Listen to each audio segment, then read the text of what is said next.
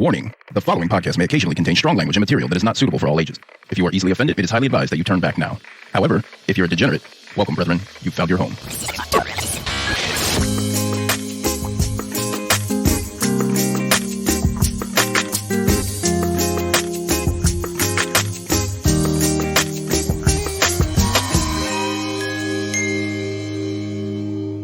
This is Wine, Dine, and Storytime, y'all. We're a podcast that shares stories of true crime, mysteries, and the dark side of humanity. We do this within a dinner with friends theme. I'm Nydia, and it's not my fault that you're like in love with me or something. And I'm Dana, and on Wednesdays, we wear pink. And I'm Cindy, and it's like I have ESPN or something. Stupid, so silly. Yo, were you a mean girl? No. No? No, definitely not. You're such a liar. I swear to God. Dude, No. your face, it gives it away. You're like, no. No, I And you're like, definitely- eyes are shifting. I really wasn't. I was the kind of person that I threw like lots of parties, go figure, and I wanted all people from different groups to like come because I love that kind of chaotic energy of Right. like people that don't really know each other or get along to like be forced to hang out with each other. So I would not classify that as a mean girl. I would classify that as like building bridges. Okay. A peacekeeper. Got it. Sure. A humanitarian, if you will. Cindy, were you a mean girl? No. No. We know who was the mean girl out of this fucking group. Oh, yes. No. Yeah, right. No. Okay, I'll admit that in middle school, I was a mean girl. I wasn't the mean girl. I was a mean girl. Oh. But then I went to high school and things changed. Because one day I'll tell the story for Patreon, but I used to hang around with the popular kids, and then something happened. There was a shooting at school. You keep saying that you're going to tell the story. I know, but and you then know won't what? tell Like, it. here's the thing. If I'm going to tell a story like that, I better do it justice. And when we record these things, it's usually I'm not mentally there. You know? No shit. Because that really changed how I saw.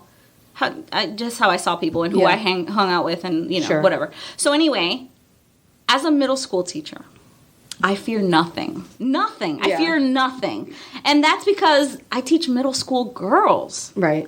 And there's no viciousness as vile as a mean girl. Right. There really isn't. I agree. And they have literally broken me down where in the mornings when I get ready for work, I'm like, are kids gonna think that this is cool? Okay. And like if I hear girls like laughing and whispering about me, like I'm like, what are they saying? And they're literally 12 years old. I'm not a middle school teacher, and I think that all the time. So I don't even couldn't even imagine like working there every day. Oh my God, it's like really nerve-wracking. And when like a popular girl says, hey, Miss Apollonia, I really like your hair. And I'm like, thanks. And then I'm like, I gotta start doing my hair like this every day now. Or you're like, see, if you're like me, I'm paranoid. I'm like, she's lying. She's just saying that to fuck with me. They're all making fun of me behind my back. I have massive trauma. I see that. So this week, if you haven't guessed it, we are covering mean girls and the murders they commit. Mm-hmm. Mean murders. Yeah, definitely. But first, the food. Let us pray. Bless us, O patrons, for these thy gifts, which we are about to receive from thy donations through Patreon every month. Podcast. Cult. I love our prayer. I'm glad. Yeah. Woo, way, mama. What is it? I don't know. Pizza it's roll? some kind of like bread thing stuffed with something. Okay. But it smells so good and it's so it does. warm. It smells like a cafeteria. I love that. What is it? In West Virginia, apparently, when I looked up recipes, this kept popping up, and it is a pepperoni roll. Oh. The recipes actually came with how to make the bread, which, yeah, not on a Friday after work, but... Soccer. Yeah. You get what you get. This is so tasty that it's activating like the salivary glands in the back of my throat. Really which gross. Feels like Hate it. painful a little Hate bit. it so much. But it's good. Okay, great. It's ugly face good. Yeah, we love that. Food. I hate pepperoni. But that was actually pretty good. A little spicy for my Caucasian tongue. I don't know what to tell you. I got the good well, Danny picked up the good pepperoni from behind the deli. Yeah, I liked it. That tasted like Genoa salami. No. No. I like salami. Well, okay, so Cindy made pepperoni roll. Mm-hmm. And I liked it because it didn't have a lot of cheese. Because Yeah, when it has did a lot of not. cheese, it reminds me of stromboli. And I don't really like stromboli because I don't like a lot of cheese in my pizza. Because what happens is the cheese melts into the bread, the crust bread, and it kind of like melts into it, and it makes like a chewy consistency. See, I like Don't that. like that. Yeah, I do like that. Don't like that. See, I don't do that. I also put the cheese on top of the meat, and then I put meat on top of the cheese, so the cheese stays in the center and doesn't melt into the bread. Yeah, so that's what I liked. I enjoyed this. Well, I'm glad for you. It was full of gluten, full of it. Yeah, it was very bready, very doughy. Yes. Really pizza-esque. I liked it. No sauce. It was like a sauceless pizza. Yeah, yeah. And also cheeseless. Because it didn't have that much A cheese. very little bit of cheese. Yeah, just enough cheese. It was like a kiss. Like a kiss of cheese. I don't know what West Virginia is doing down there. I have no idea what they're doing down there either. Now, I will tell you, though, that meal felt very poor. You think? Yeah. Yeah, I mean, how much would it cost you to make it? I mean, even if you made the dough, it would have been even less probably. So yeah, a couple of bucks. It would have been less if I would have made the Yeah, and that probably would have fed a whole damn family. I just bought a pasta machine. Are you okay? You are never going to use that. Probably You never. are never going to use It's been sitting that. on my counter, unused, for like a month now. That's so funny. I'm just going to like make pasta. You're definitely not. I also bought myself an ice cream maker. All right, we're coming. Also, oh, I didn't love make ice it. cream though. Also, haven't made it. Also, haven't used That's it. actually really easy. I've got to say, I have a pasta maker, and I have used it once, and I'm looking at Nydia like, bitch, if I've only used it once, girl. Why did you only use it once? I'm starting to get drunk. Great. Why did you only use it once? Because it's a pain in the ass Because sometimes. a bag of pasta is like 99 cents. Just go fucking buy it. I can just pull the bag of pasta out of box of pasta, Yeah. right out of the cupboard, and it's no time. I want to make pasta. Definitely All right, well, different let us know flavor. when we're coming It is over. so good to make it from scratch, but yeah, it's work. I won't hold my breath. I die in the process. I've made it. It's work. I'm fucking making pasta and I'm going to document it. All right, let's hear it. I'm going to video I it. want to try it. I'm going to make pasta. What are we drinking? We are drinking some very... There's like... Maybe reflate. What are you drinking? This is... Okay, well, I had tequila and now I'm having this... I'm having wine. Yes. This is wine dine story time. Let me straighten myself out because I'm starting to get buzzed. Perfect. We are drinking Honoro Vera for the third time on this podcast. Okay. This is Garnacha. Oh.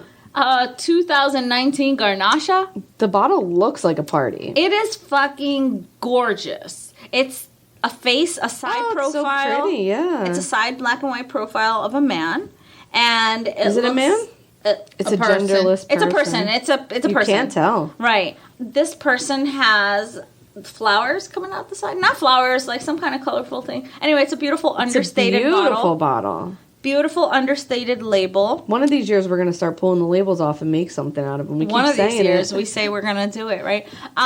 Very beautiful bottle. Very artistic. Very artsy-fartsy. I've never had a Garnacha. A garnacha, also a grenache, is usually from Spain, which this Honoro Vera is Spaniard wine. The grapes tend to ripen later in the year in Says hot and who? dry conditions, it says. Oh, my goodness. Hot and dry. Like Like the desert. You pig. What's wrong with you? That's a very bad combination. Disgusting. I hate you both. I did not say anything. She did it. you set me up and I just bowled them down. So it is a Spaniard wine Now- with dark grapes. Didn't you have something to say about this wine? It's reminiscent of white pepper. And if you drink it, it does taste peppery on the tongue. I don't think so. You just grimaced when you took a sip out of it. Yeah, I don't like it. I really like this wine. Well, white pepper is very mild compared to a black pepper that we're used to. So that's probably why it's a white pepper instead of a black pepper. Well, it's got I think notes you're both of full of shit, honestly. It's got notes of sweet cherry and dark plum.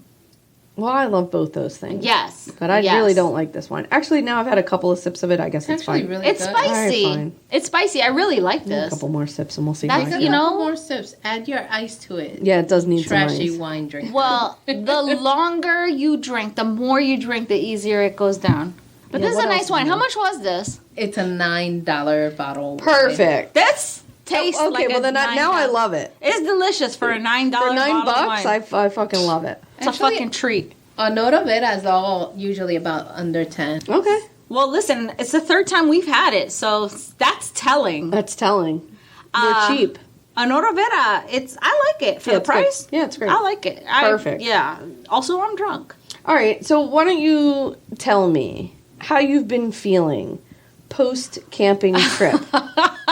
Okay, let me just say that. Be honest. Okay, I'm gonna be full. This is a full review of camping. Let's go. By somebody who fucking. I don't do hotels. Okay, when I go to a hotel, I fucking don't sleep under the covers. I sleep just on top of it in my own clothes. Okay. Okay. Uh-huh. I bring my own blanket. Wouldn't think you would sleep in someone else's clothes. That would be weird. No. I'm saying like I don't. Oh yeah, right. no. But I'm saying like Right, yeah, like I would. Okay, so I lay over it, but like I use my own blanket, and yes, like okay, yeah, I'm like super peculiar about hotels, and I check for bed bugs. It's like a whole thing. I can't peculiar because I'm weird. I'm weird about it. Okay? All right. So I'll inspect things and I'll be like, where could somebody possibly jizz? You know what I mean? And I try not to touch it. But none of that happens in a tent. No. I get it. So I'm just saying, like, I'm that way with a hotel. Can you imagine how I am with camping? You should be less those things because there was literally. I can guarantee you there's jizz. Never been jizz in that tent. And never ever. You went camping with your son. He could have skied. He definitely didn't. That was really fucking gross. Oh my God. Stop the zipper to the floor. Take that fucking glass of wine from her. Jesus Christ. Are you okay? I'm fine. Are you mentally ill today? I told you. Have you lost your fucking mind? I've had a lot to drink. Let me finish about this camping. More to drink, and yet I am keeping my composure. Okay, well, let me just tell you that you did not keep your composure during the weekend camping. Well, the camping trip that we did. She definitely didn't. She didn't. Wine all over my fucking laptop. Beer. It was wine. It was wine. It was a canned wine. Oh, that's right. Yeah. Yes. All over my laptop. Yep. Yes, you did. You brought it too close to my hand. Okay, so let me tell the review. Let's hear it. Let me review camping for you guys. Okay, let's hear it. Thank you for the patrons who made it possible for us to do a live show. Yeah, that was so fun. That was so fun. That was fun. Kayaking for the first time, that was fun. I'm glad. The fire. I love an outdoor fire. Yes. Love an outdoor fire. Always have. That was fun. What was not fun is sleeping. Yes. Sleeping. Which is fair. On the ground. Mm-hmm. When I'm sleeping at home in my comfy bed, I have to wear an eye mask. I have to wear earplugs. I have to have a sound machine. I have to have a completely dark room. You wear earphones and a sound machine? Earbuds. Like not earbuds, earplugs. And a sound machine. And the sound machine. Why? Because any differential in noise wakes me up. So why didn't you bring your earplugs and your eye thing to go camping? Because I forgot.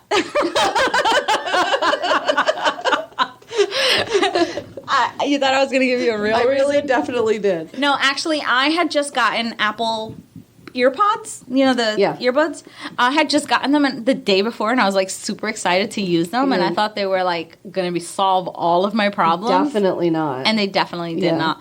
But I don't know why I did that. But in the middle of the night, if you I don't know if you noticed, I had to pull my hoodie up over my head so that I could block the light. I didn't. It was very dark out there, though. Yes, it was very dark. It was extremely very dark out there. Yeah. But I didn't bring a sound machine, and that was the death of me because the earbuds started to hurt inside my ears after a while, and I took them out, and then I heard voices, and I was like, well, I'm surely gonna die because these are men. That was scary. That was scary, and I didn't get to sleep because Dana does this fun thing where she's like, "Oh, I might snore tonight," and I'm like, "Okay." I forgot about that until which is generally a thing that I really worry about. Like when I'm around new people, I usually am like, I snore. Yeah, and like I was just so worried about all the other things that had to happen. I forgot to tell you that I snore. Okay, but. So Dana put her bed in the middle, and that was cute. You know, she wanted to be between her two friends and co-hosts. And when I noticed, like, Dana's not good at math, so she measured the middle way closer to me. I just threw them in there. I didn't really measure. And she also, so she sleeps towards me, facing towards me. Tell me to turn That's your over. side. I didn't want to wake you. I didn't want to wake your sweet angel face. So she gave me a tuba concert all night. I slept sometime between 4:30 and 5:30. I know that I briefly lost consciousness then. I don't know if it was for a full hour. It could have been 20 minutes. That's the only sleep I got that night. I feel terrible about that. This was the longest night of my life. Oh, I was just like, this is how it all ends for me. And I knew, like, the only thing that, like, made me feel better is that I knew that I was going to go home on Sunday and be able to sleep. Yeah. Only I learned that I'm myself and I can't sleep during the day because I can't sleep in bright daylight. Yeah. So I couldn't sleep. That sucks. Did you also sleep well on Sunday night? You fucking crashed Sunday on night, Sunday yeah. night. I was like, like, it's 5 o'clock. Good night. Bitches be dead. No, actually, I went to sleep at 11:30, and like I was just like knocked the fuck. I didn't even dream. Yeah. I didn't even dream, and I normally dream like these vivid dreams. I didn't even dream. I was so tired. Wow. Yeah. What did you think of camping? Everything was fine. The sleeping is an issue. Sleeping sucks. Yeah. I loved how Dana was like, when she woke up in the morning, she's like, "Oh, your air mattress is fairly full," and I'm like, "Oh no, honey, that's my fat. Just keeping it looking full on that side." Cindy was fully touching the sand on the ground. Well, because when we got up and we were doing everything, Dana went back into the tent and she was like, "Oh yeah, it really is deflated." Also, like, I tell people, like, "Oh, you know what? How was camping?" Because people, like, know me, and they were like, "Oh, I don't picture you camping." Even my ex-husband was like, "You went camping?" And I was like, I surely did. And he was like, "That's not a look I picture you doing." And so he was like, "How did you do?" And I was like, "Okay, it wasn't too bad." And I was like, the only thing was weird was that I had to shower at a campground. He was like, "Ew." Yeah, and I was like, never do that. That was refreshing. That felt good. It was a very clean, very nice bathroom. Yeah. And it was nice. When I went camping for a week, of course I showered, you know, and I end up showering every day. But when I go for the weekend, I usually don't even bother to shower because you're just covered in dirt from head to toe like the whole time. So it's like, oh, why would you sleep like that then? Well, I mean, I'm sleeping in the tent on the ground. Like, no, what the fuck? I have to at least be clean for my body. The morgue has to find me clean. Oh, okay. It was fine. I thought it was funny because Dana slept in the middle where the entrance was. So I figured, oh, she just wants to make sure none of us leave her in the middle of the night. I will say that the night before, I didn't get a lot of sleep because I was still writing my story and packing all the stuff up, and I was doing all that. And then I got up really early because I got there really early. I wanted the tent to be set, you know, all these things. So when I actually hit the bed that night, I was fucking out. Like, I did. I slept really well. I am a witness to that. I did not think you snored as much as I expected you to snore. Okay. I really thought you were going to snore. Sometimes, some days are really, really worse. Some days, so, you know, it really just depends. I have all kinds of sleep issues. You were sleeping I towards was my sleeping end. towards you, yeah. And I gave you an A+ for snoring.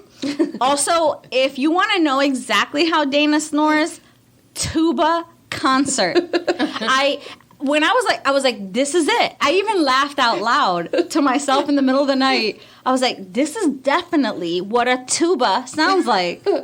My ex used to record me, and there was and it was like, I remember one time I was playing it at work because I was like showing my friends at work. Like, this, my ex recorded me like, this is what it sounds like, and this girl walked in. She was like, "Is that like sounds of an alien?" Because it was just like this crazy noise.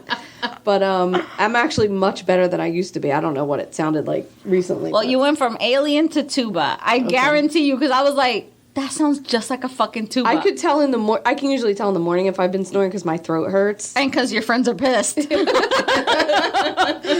But, well, anyway, I'm glad that you mostly had a good time. I didn't hate it. Yeah. I didn't hate it. I hated the sleeping. Yes, right. Now, if the sleeping situation were different, I would still do a tent. It wasn't even about the tent. Yeah, it's just it was about mat, the mat, yeah. the ground, and the snoring. Yeah, right. but I would do it again if I had a different sleeping situation. Okay. And I would never do it for more than one night. I just couldn't possibly. Yeah. I'm too clean, too I sort of wish you would have like either got there earlier so we could have had some more time to hang out, or either stayed longer so we would have had some time to hang out, because like I did really want to like spend a little bit more time with you guys. Honey, I wanted to leave as soon as we woke up. Well, you guys were also really late. I stayed for breakfast. No, I stayed for breakfast and I stayed for coffee and I chatted a little bit, but I was ready to go. Yeah. And she cleaned up. She did help clean up. That was all guilt. That was fully 100% yeah, I figured guilt. that. That's fine. Well, good. I really had a great time, and I was exhausted after, but yes. I had a really When good will time. we make the announcement of what I have We planned have not for you? decided yet. Oh, we have decided. We haven't decided we have yet. Definitely We will decided. come up with another Patreon challenge. No, we won't, because we've already come up with it. All right, well, we're not announcing it yet, because I haven't made the We're not decision. announcing it yet, but I've made the decision. All right. Do you want to hear a story? Absolutely. Okay. Today I got my story from allgov.com, findagrave.com, archiveknoxnews.com, and a book. One of the first books I ever read as an adult, actually, called A Love to Die For by Patricia Singer. What I want to say is this story is one of the first true crime stories that, like, ever got me interested in true crime. Really? Yeah. I had, like, maybe seen it on, like, you know, an original, like, Forensic Files or investigative discovery thing. Like, this was, like, back in the day. Right. And then I was, like, talking to one of my aunts about it, and she's like, "Oh, my God, you have to read this book. I have a book on it." And she handed me this book, A Love to Die For. And I read this book. The story just always sort of stuck with me, and it kind of fucked me up. So I'm going to tell you about the murder of Colleen Slimmer. I've never heard of it. Okay. You're going to know the murderer, probably. Oh. So Colleen was born on... Wait, I'm going to know the murderer? Probably. This person is pretty prolific. Usually the murderers are the... Oh, this is a more than one? Well, just let me tell you the Okay. story. Yeah, I'm here for it. Colleen, I'm sorry. That's all right. Colleen Slimmer was born September 20th, 1975. The reason I'm saying the murder of Colleen Slimmer and not the murderer, because I feel a little aggravated with this case because the murderer is the one that gets all the attention. That's always the case. Right. And this particular case, like, I was trying to just find the date Colleen was born, and I Googled her name, like, Colleen Slimmer, date of birth, and it immediately takes me to the Wikipedia page of the murderer. It doesn't even show you. It shows you the murderer's birth date. That's gross. It's really fucked up. So the book, I read this book many years ago, so I knew a lot of this information because of the book. But if you Google Colleen Slimmer, there's like almost no information on her. So Colleen Slimmer was born September 20th, 1975 in Bucks County, Pennsylvania. She lived there until her parents separated. She and her mom moved to Florida when her mom got remarried. Colleen remained close with her dad and visited him over the summers and for holidays all throughout her childhood. Colleen was a friendly and energetic child who was close to her family and friends. She's like a nice little kid, you know? She struggled in school with a learning disability and eventually grew frustrated and dropped out in the 9th grade due to difficulties with reading. Colleen worked a couple of fast food restaurant jobs the years following high school, and then she learned about the Job Corps program. Oh, okay, Job Corps. Yeah. I remember that. So, Job Corps was created during the administration of President Lyndon B. Johnson in 1964, as part of Johnson's War on Poverty and Great Society initiatives that sought to expand the economic and social opportunities for Americans, especially minorities and the poor. Every president... You're saying that with sarcasm. Every president since Johnson, except Carter, has defunded this program. I could go into a whole history. I'm not going to. So she learns of this Job Corps program. And it seemed like a great fit for Colleen because she could earn her GED as well as gain training in computers, which in 1994, I mean, it's the precipice of a gold mine. Right. You know, I hear it's the future. It might be, right. It seems like a smart move for her. So the Job Corps program in her area in northern Florida does not offer computer classes. So she decides to take on the program in Knoxville, Tennessee. Okay. So just before her 19th birthday, she makes the 8-hour drive to Knoxville to move in. So it's like you live in the facility and it's like a mini they college. Give you housing. They Right. give you a stipend for your spending. It's like a really great program. Right. So we just sent our kids to college, right? 18, 19 years old. My son's 4.5 hours away, which is like, seems like a good amount. Right. But 8 hours, pre-cell phones, pre-social media, it was very scary for her mom. Right. But Colleen was excited and she was really looking forward to the move. This was a 6-month program and it was a good opportunity for her future. How much was the distance? 8 hours. 8 hours. Yeah. Okay. That's a big move. It's a big move. Yeah. Colleen got there and she's a little disheartened because the dorm she was meant to live in was an old Holiday Inn, like transformed, so they were like living in the rooms. Right. And it was dirty and graffitied, and a few weeks just being there, she had gotten stuff stolen from her room. So she like called her mom and she complained, and she told her about 3 students who had been bullying her. She never mentioned them by name, but she said one of them thought Colleen was trying to steal her man. Oh, these were females. Yes. Okay. There were 3 of them. 2 of them end up being girls, and one is the man. Okay. Her boyfriend. The girl's boyfriend. Yes, we'll get into that. But they had been tormenting her. Okay. She said she even woke up one night and the girl was standing at the foot of her bed with a knife. Yeah, that's a little bit more than bullying. Right. So she thought maybe she should quit and come home, but her mom said, it's almost Christmas. You're almost halfway through the program. Right. Just, you owe it to yourself to stick this out. Right. For your future. Right. Stick it out. So her mom said maybe she should complain to tell the staff, like tell the school, like. Right. Tell your teacher, like that helps. File a complaint, right. But of course, the Job Corps program had been understaffed and defunded, so there really wasn't anybody willing or able to do anything to help her. Right. Colleen agreed to stay, and she went home to spend the holidays with her dad. She comes back in January, and she's like, renewed, right? Okay. I have a couple more months left. I'm going to finish this program. It's fine. Everything's going to be fine. Unfortunately, her 3 bullies had not given up the hatred of Colleen. Krista Pike hated Colleen. Oh, wait. She sounds very familiar. She should. Yes. Why does that name sound so familiar? This was a huge case, like, right in your pocket of, like, really? True crime. Yeah. Like, how old were you in 94? Shut up. No, seriously, you were probably their same age. You were probably early, 19, 20, 21, something like that. Huh? How old were you? You don't know this. I'm just saying, you were probably the same age as them. I was 5. You definitely weren't, because I was like 11. Let's continue the story.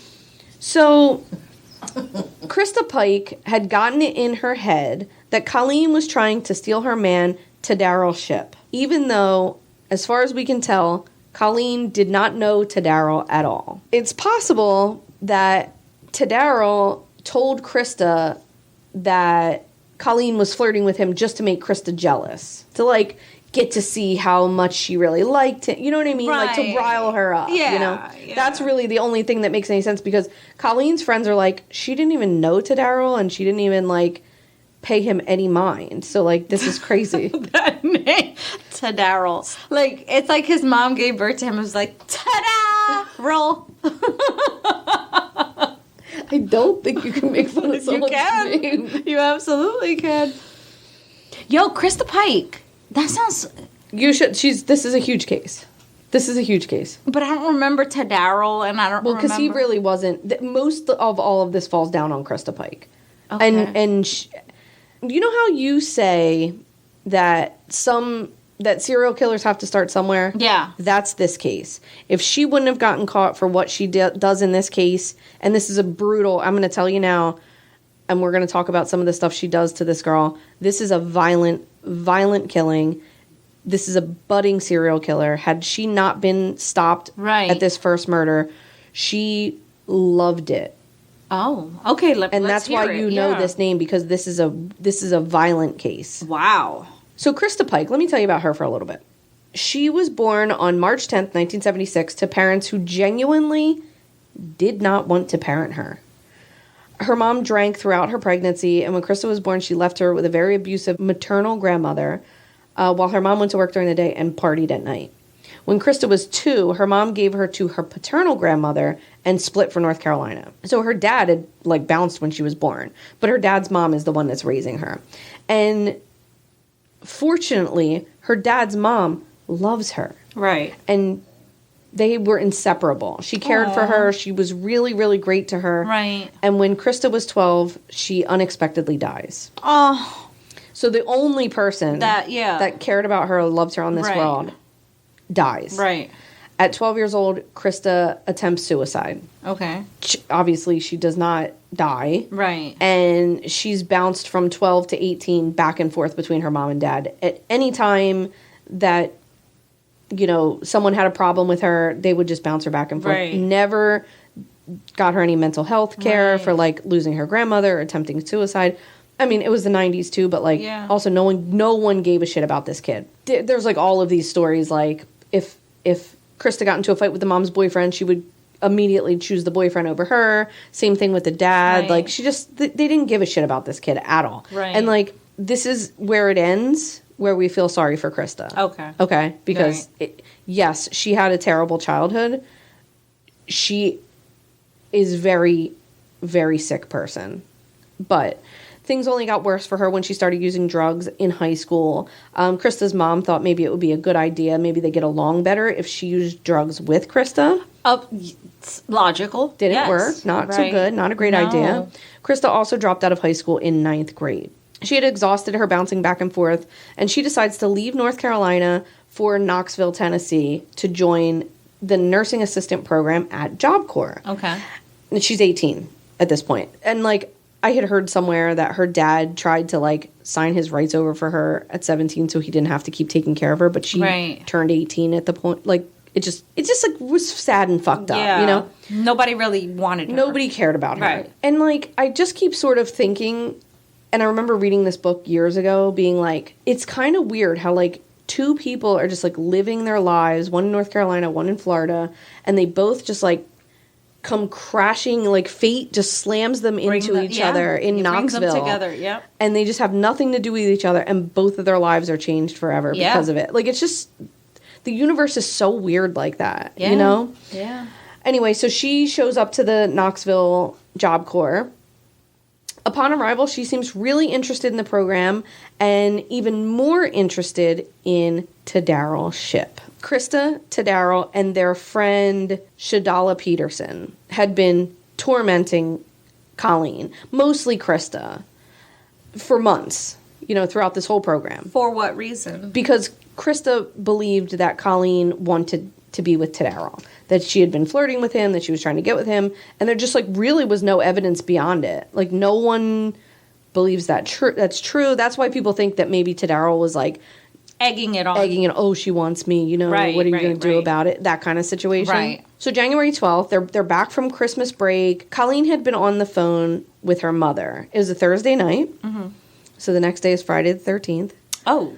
And I will say, there is some talk, and I'm not going to go into it in here because it really is mostly irrelevant. Okay. Tadaro was a Satan worshiper. What? But, yeah. And Krista got into it because he was into it, but and so the fact that the next day was Friday the 13th, okay, it's just they weren't Satanists, right? They're teenage little kids that were being I'm in a Satan, shut the fuck up. Corny. It's not what the point was of this. Right. And during the trial, the prosecution, like, to prove that this was, like, a premeditated situation, Right. like, brought in psychologists and psychiatrists and shit to be Right. like, this was not satanic panic. Like, this was a Right. premeditated murder. That's it, and that's Right. all. Like, where in that time, this was, like, during the height of, like, the satanic panic, where they really would have, like, leaned into that. Right. They, like, tried to prove that it wasn't. Right. Also, would it have made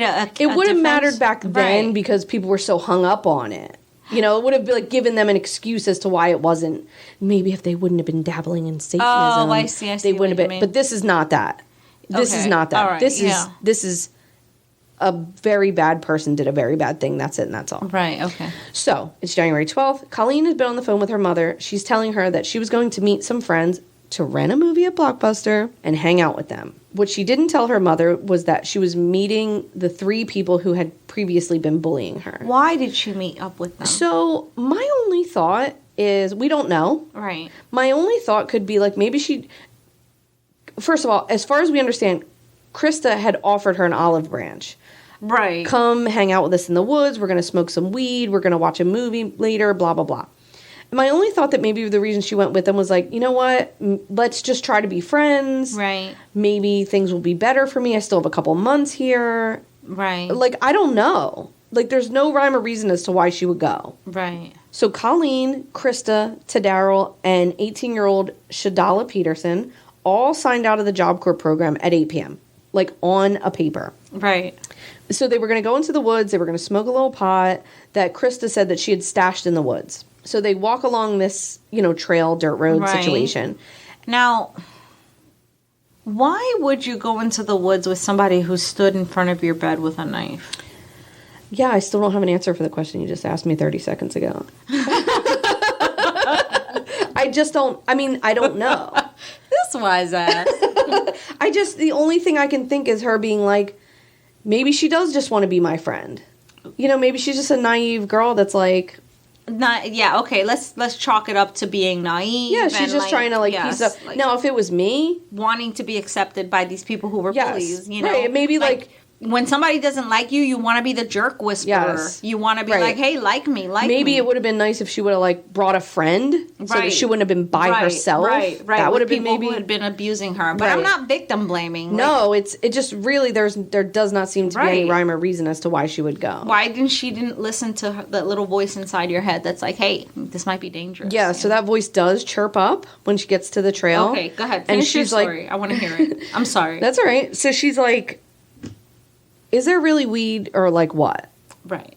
Like, what's happening here? Where are we Right. going? Krista turns around and jumps Colleen. And I'm just going to tell you, it's about to get very violent. That's So- the warning? Yes, this is just I'm going to trigger Heads up. warning. It's about to get very gruesome. Heads up. Krista jumps her. Right. She's punching her, kicking her, knocks her to the ground. It's a vicious attack.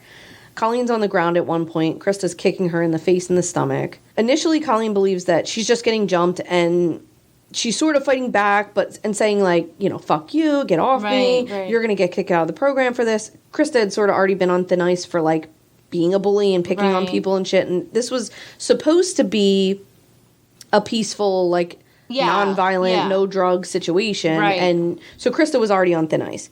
So she's trying to crawl away, and Tadaryl drags her back and holds her down for Krista to beat her. Krista makes Colleen take off her shirt and bra. When later asked about this, she said she figured if she was naked or almost naked that she wouldn't want to run into public to get help because she would be embarrassed for being naked. Or maybe her psychotic state is also tied sexually to something. Maybe. You know what I mean? Yeah, absolutely. Because a lot of these violent crimes are sexual triggers for people. Sure. Yeah.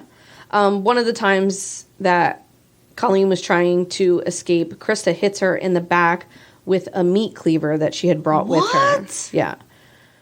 There are even moments when Krista believes that she hears something and stops attacking her so that she can check to make sure the coast is clear. There are moments where Krista just stands there and watches her struggle to breathe and, just as she beats the shit out of her. Oh, my God. Tadaryl takes a box cutter that Krista brought also and carves a pentagram into her chest. We don't know exactly what triggers what triggers it, but probably the savagery of the attack.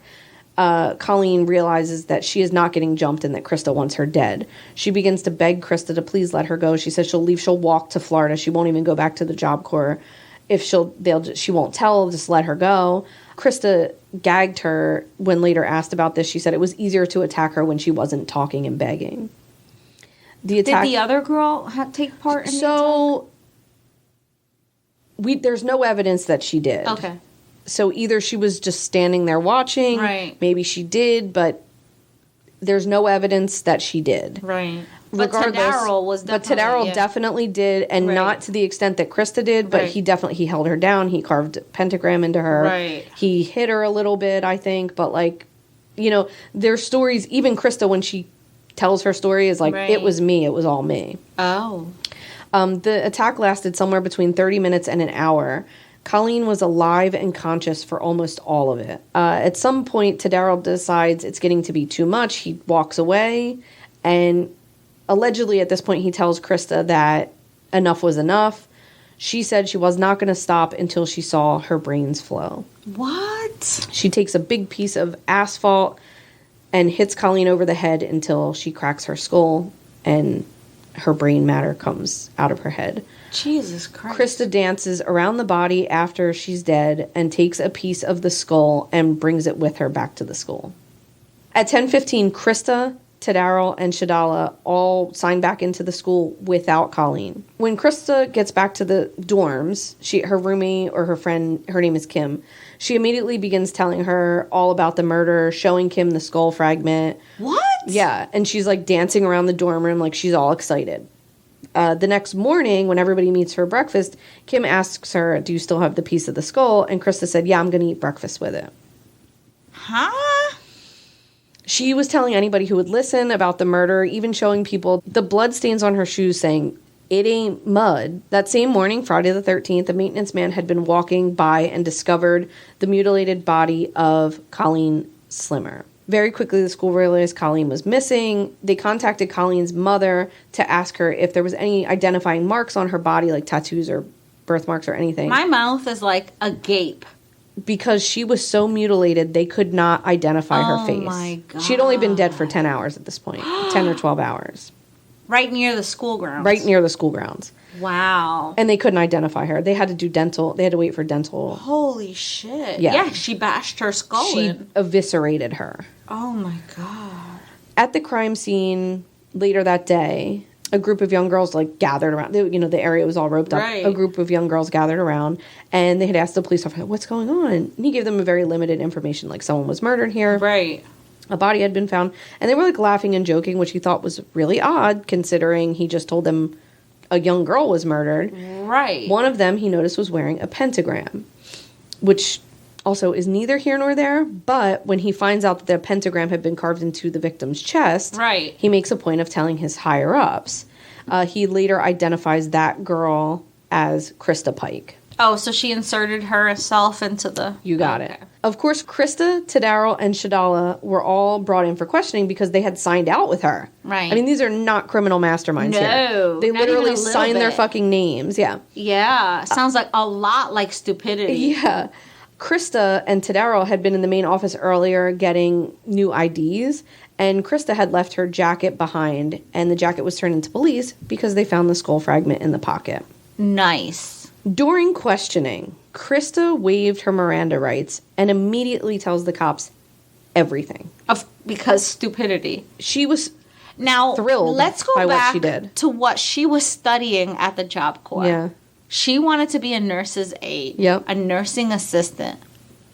Huh. How about that? Interesting, right? Yeah. Yeah. How many people would have suffered at her hand? Well, yeah. And she loved it. And that's the thing that I'm saying, when you're saying, this is a budding serial killer, yes, absolutely. This was not a person that, did not enjoy every bit of what she did. Right. And I'm referring, Dana's referring to the story that I did on No Murder Left Behind. Yeah, yes, exactly. Yeah. That was insane. Right, and it's like these young kids. They have to start somewhere. Right. She tells them everything. She's just thrilled by it. Right. She's just like bragging about it at that point. Yeah, the police tell her that they're going to do a search of her room, and she consents to the search. She also goes with them and points out all the evidence. These are my bloodstained shoes. This is and just... What? Yeah. She walked along with them along the trail, showing them, like, this is where I led her down. She was just, like, fucking here for it. Loved it. Loved maybe the attention from the police. Like, I don't know. She was just into it. Gross. Krista took responsibility for almost everything that happened that night. Once the three of them were in custody, classmates all started coming forward, telling them what Krista had been said. Like, nobody came forward before. Right. They were in custody. Either they were like, ain't my fucking business, I ain't no snitch, or they were like, this bitch is crazy and I'm not being a part of it. Like, yeah, because they could have been like, victim to her craziness. So like I said, there was no real evidence against Shadala. Tadaro was only 17, so he was sent to a juvenile detention center to await trial. And Krista was how old? Krista 18, was 18, right? And only had been 18 for like less than a year. I mean, she wasn't, right, she was just 10 months recently, or something. Yeah. Right, okay. That's going to come into play too. Shadala traded her testimony against Tadaro and Krista for basically a good deal. And I'll get into everybody's sentencing later, but she testifies against them. And there was, the other two were covered in blood. There was either Shadala got rid of every bit of evidence against her, or she really didn't participate. Shadala must have been like, fuck. She was probably like, what the fuck is happening? I'm sorry. Are you proud of yourself? No. She must have been like... She had to have been like... What the fuck am I doing standing here? Yeah. These are fucking psychos. She was probably... I want to think that maybe she wasn't like... She was like, we're going to lure them, we're going to beat her up, and we're going to just like fucking leave her. Yeah. We're going to clown her or whatever. But I'm pretty sure that she didn't realize how bad shit was going to get. Yeah, both of them... Tadaro was even like... We thought we were going there to beat her up. Like, that she was going to get beat up. Like, we did not know. Of course... But he did carve a pentagram. They brought a box cutter. They brought a meat cleaver. Like, the fuck out of here. Right, yeah. Also, fuck you. Yeah, also fuck all the way off. Right. Yeah, so she testifies against them. They needed her testimony because they were going for the death penalty against Krista Pike. Good. During the trial, the jury was spared nothing. They had to sit through every detail of this vicious attack. When counting the wounds on Colleen's bodies, they were A, B, C, whatever. Yeah. They had so many... that they had to only use letters for, like, mortal wounds. Yeah. They stopped counting wounds at 300. Jesus Because they said they would have been there, like, another 2 days counting wounds. Like, what the fuck? They beat the shit out of this poor girl. I mean, savagely. Oh, my God. The jury also, as well as the family, had to witness Colleen's actual skull be puzzle pieced together with the little piece that they found in Krista's pocket. Oh my God. There was no arguing that Krista was guilty. I mean, she said she was guilty. Mainly her defense attorneys were trying to save her from the death penalty. To sentence her to death, she had to be convicted of first-degree murder, which meant they had to prove that it was premeditated. Krista and her attorneys claimed that it was just a fight that got out of hand, but we know that's not true because of the box cutter, the meat cleaver. And also there were multiple times where she stopped hitting her and could have walked away if she wanted to. And she did not. Right. So that, like, just goes to show, like, her mental state. Yeah. She just sat there and watched her suffer. Krista's parents both testified that they were terrible parents. Krista's mother specifically really was, like, guilt-ridden over what happened. And was like, I was a piece of shit. And, like, I'm really sorry. She was a mess over this. Really the only person that felt remorse. Really? Yeah. Her dad didn't feel remorse? I mean, I don't think he was like, well, I mean, like, I didn't do it. But, like, even Krista was like, I don't care. Through the whole thing, like, Krista never, like, she would cry here and there, but, like, it really was not about her, about what she did. Yeah, it was more about, like, why is this happening to me? I'm tired. Why am I uncomfortable? Yeah. Family members were paraded through saying, like, she was a troubled youth. She had a terrible childhood. Just to spare her life. Yes. Medical professionals took the stand to say she had many different mental disorders. Ultimately, Krista Gale Pike became the youngest female sentenced to death in the United States. When the verdict was read, she howled and cried for her mother, but her tears were definitely not remorseful ones. In the days following, she wrote a letter to Daryl, and I thought maybe you'd want to read it. Absolutely. Okay. Let me have at it. Hey, love. I just want you to know how much I love you. I have 10 months left to live. Imagine that. I'd spend every moment with you if I could. Baby. Yeah, grammar is not her strongest. No. I want you to tell them you liked in your statement and go along with mine. I think she meant lied. Mm-hmm. Also, exclamation point after every sentence. Yes. Do you have a copy of mine? If not, I'll get you one. K.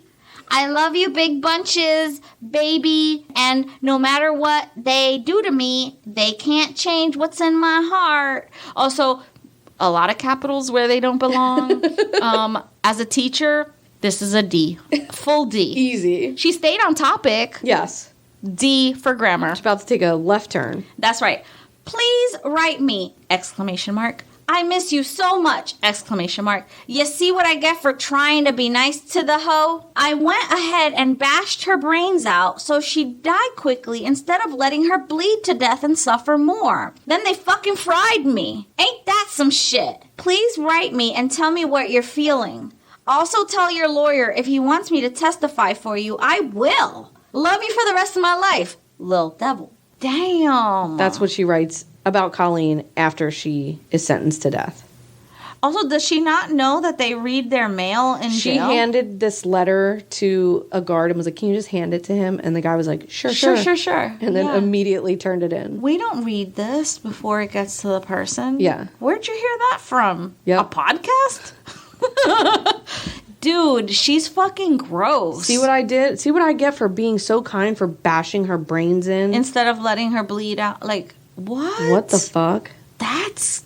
Yeah. Since Tadaro was only 17, he was not eligible for the death penalty. He was convicted and sentenced to life with the possibility of parole, plus 25 years for conspiracy to commit murder. So, just to side note, he does a bunch of appeals because he says, like, he didn't know. Right. I didn't know she was going to kill her. So technically they didn't prove that he conspired to commit murder, so he shouldn't have that extra 25 years. He tried to appeal that and it was denied. Shadala got 7 years with time served, like, while waiting trial, so they were able to commute it to probation. She spent no time in jail. Wow. Just like a couple of months when she was waiting for trial. She basically walked for her testimony. Krista initially gave up her appeal. She was like, fuck it, just fry me, let me die. They decided to set a date of execution for August 2002, and then that date started coming closer. Like, I'm just kidding, let me appeal some of this. Right. She's like, no, yeah. That's it. So her attorneys appealed. All of her appeals are exhausted. Her attorneys now are trying to... Wait, she's still alive? Yes. Her attorneys now are trying to get her death sentence commuted to life instead of death, saying that we should take into consideration that she... Where is she locked up? In Tennessee? In Tennessee, yeah. Okay. In Nashville, I think. Okay. Or the murder was in Knoxville, but I think the prison's in Nashville. Her attorneys are saying, like, dude, she was, like, just 18. She was only a couple months older than Tadaro. Like, is it fair that he didn't get a death sentence, but she did? They were only a couple months apart. But, like, 18 is the limit. We all agree on it. Right. You know what I mean? She was an adult. So that's sort of where she's at the moment. Right. And I sort of get it, right? Because, like, my kid is that age, your kid is that age. Like, yeah. I certainly wouldn't want anything that he does tomorrow to affect him in 30 years. But, like, you know. Yeah. All of that would be fine, well, and good if in 2001 there was a fire at the jail. Krista and two other inmates, Natasha Cornett and Patricia Jones, were both convicted murderers also. They had been put into a cell during the fire to, like, you know, corral everybody. Right. Krista and Natasha attacked Patricia. Krista pulled out a cord, either a shoelace or from her sweatpants or whatever, and strangled Patricia almost to death. She was twitching and on the ground, like, her eyes were bulging out of her head. She said if she had to do it all over again, she would make sure she killed Patricia. Why did she do that? Because she didn't like Patricia, and supposedly her defense was Patricia had attacked Natasha, and Krista was defending Natasha. But Natasha was not charged with the attack. Okay. Only Krista was. So she was convicted again of attempted murder while in jail. Right. Which is irrelevant because she's on death row. Also, she's the only woman in Tennessee on death row. There was like a phone call between Krista and her mother. And she said, now I understand what premeditation was because I wanted to kill Patricia. She's like, she didn't want to kill Krista. She wanted to kill. She wanted to kill her. Yeah, she wanted to kill this girl in prison. Oh my God. So in 2012, one of Krista's beloved pen pals from New Jersey. You mean she's not with Tadaro anymore? Well, they're both in prison, so no. But they're not, like, that's not her boo anymore? I don't think so. She had a pen pal from Jersey named Donald Kohut. He drove down to see Krista in Tennessee, and he paid corrections officer Justin Heflin to help break Krista out of jail. Wait, what? Kohut was arrested and charged with bribery and conspiracy to commit escape, while Heflin was arrested and charged with bribery, official misconduct, and conspiracy to commit escape. How much money was he given? I have no idea. Colleen's mother, who, like, is besides Colleen, the truest fucking victim in this whole thing is Colleen's mother. She, like, feels so fucking guilty for making her daughter stay. Had to sit through this trial with her daughter's skull being paraded around the courtroom. God. They wouldn't give her the skull back until all of Krista's appeals were exhausted. Right. And then even then, I don't think she still got the little piece of the skull back. She has gotten the skull back, but the little piece I don't think she got back. So, like, she can't even, like, put her daughter completely to rest. You know, she's like, it's just a fucking mess. That's terrible. She wants a date for the execution to be set. Yeah. She's like, this is enough. It's been fucking 25, 30 years. You know, like, enough is enough. And I also really don't blame her because she found out that Krista has been sending shit into a website for murder memorabilia to be sold to make money, which is absolute fucking bullshit. The website, when confronted, said that they don't give money to the criminals, but the owner of the website was engaged to Krista. Wait, what? He was engaged to Krista because he said it was just a marriage of convenience because he wanted rights over his wife's body and her story once she gets executed. Once there was a stay of execution, he called off the wedding, the nuptials. They had been canceled. Okay. So I guess he doesn't love her for, you know, who she really is. He wants her for her murder. Exactly. And that's the story of the youngest female on death row in the United States, Christa Pike. That was a mean girl. She was a mean fucking girl. I need to rinse my mouth out. I want to throw up. Do you want to take a break? Absolutely. Okay.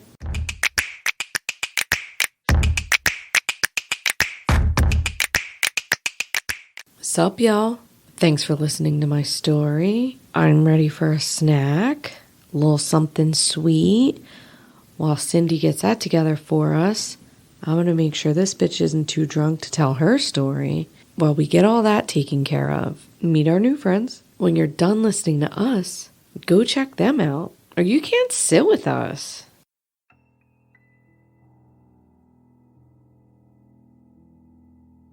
Hello, and welcome to the Jury Room. I'm your host, Kevin, and I will be covering anything true crime, from serial killers to cold cases, and everything in between. The Jury Room podcast is available on most major podcasting platforms. Don't forget to like, subscribe, follow anywhere you can. Stay safe, and thanks for listening.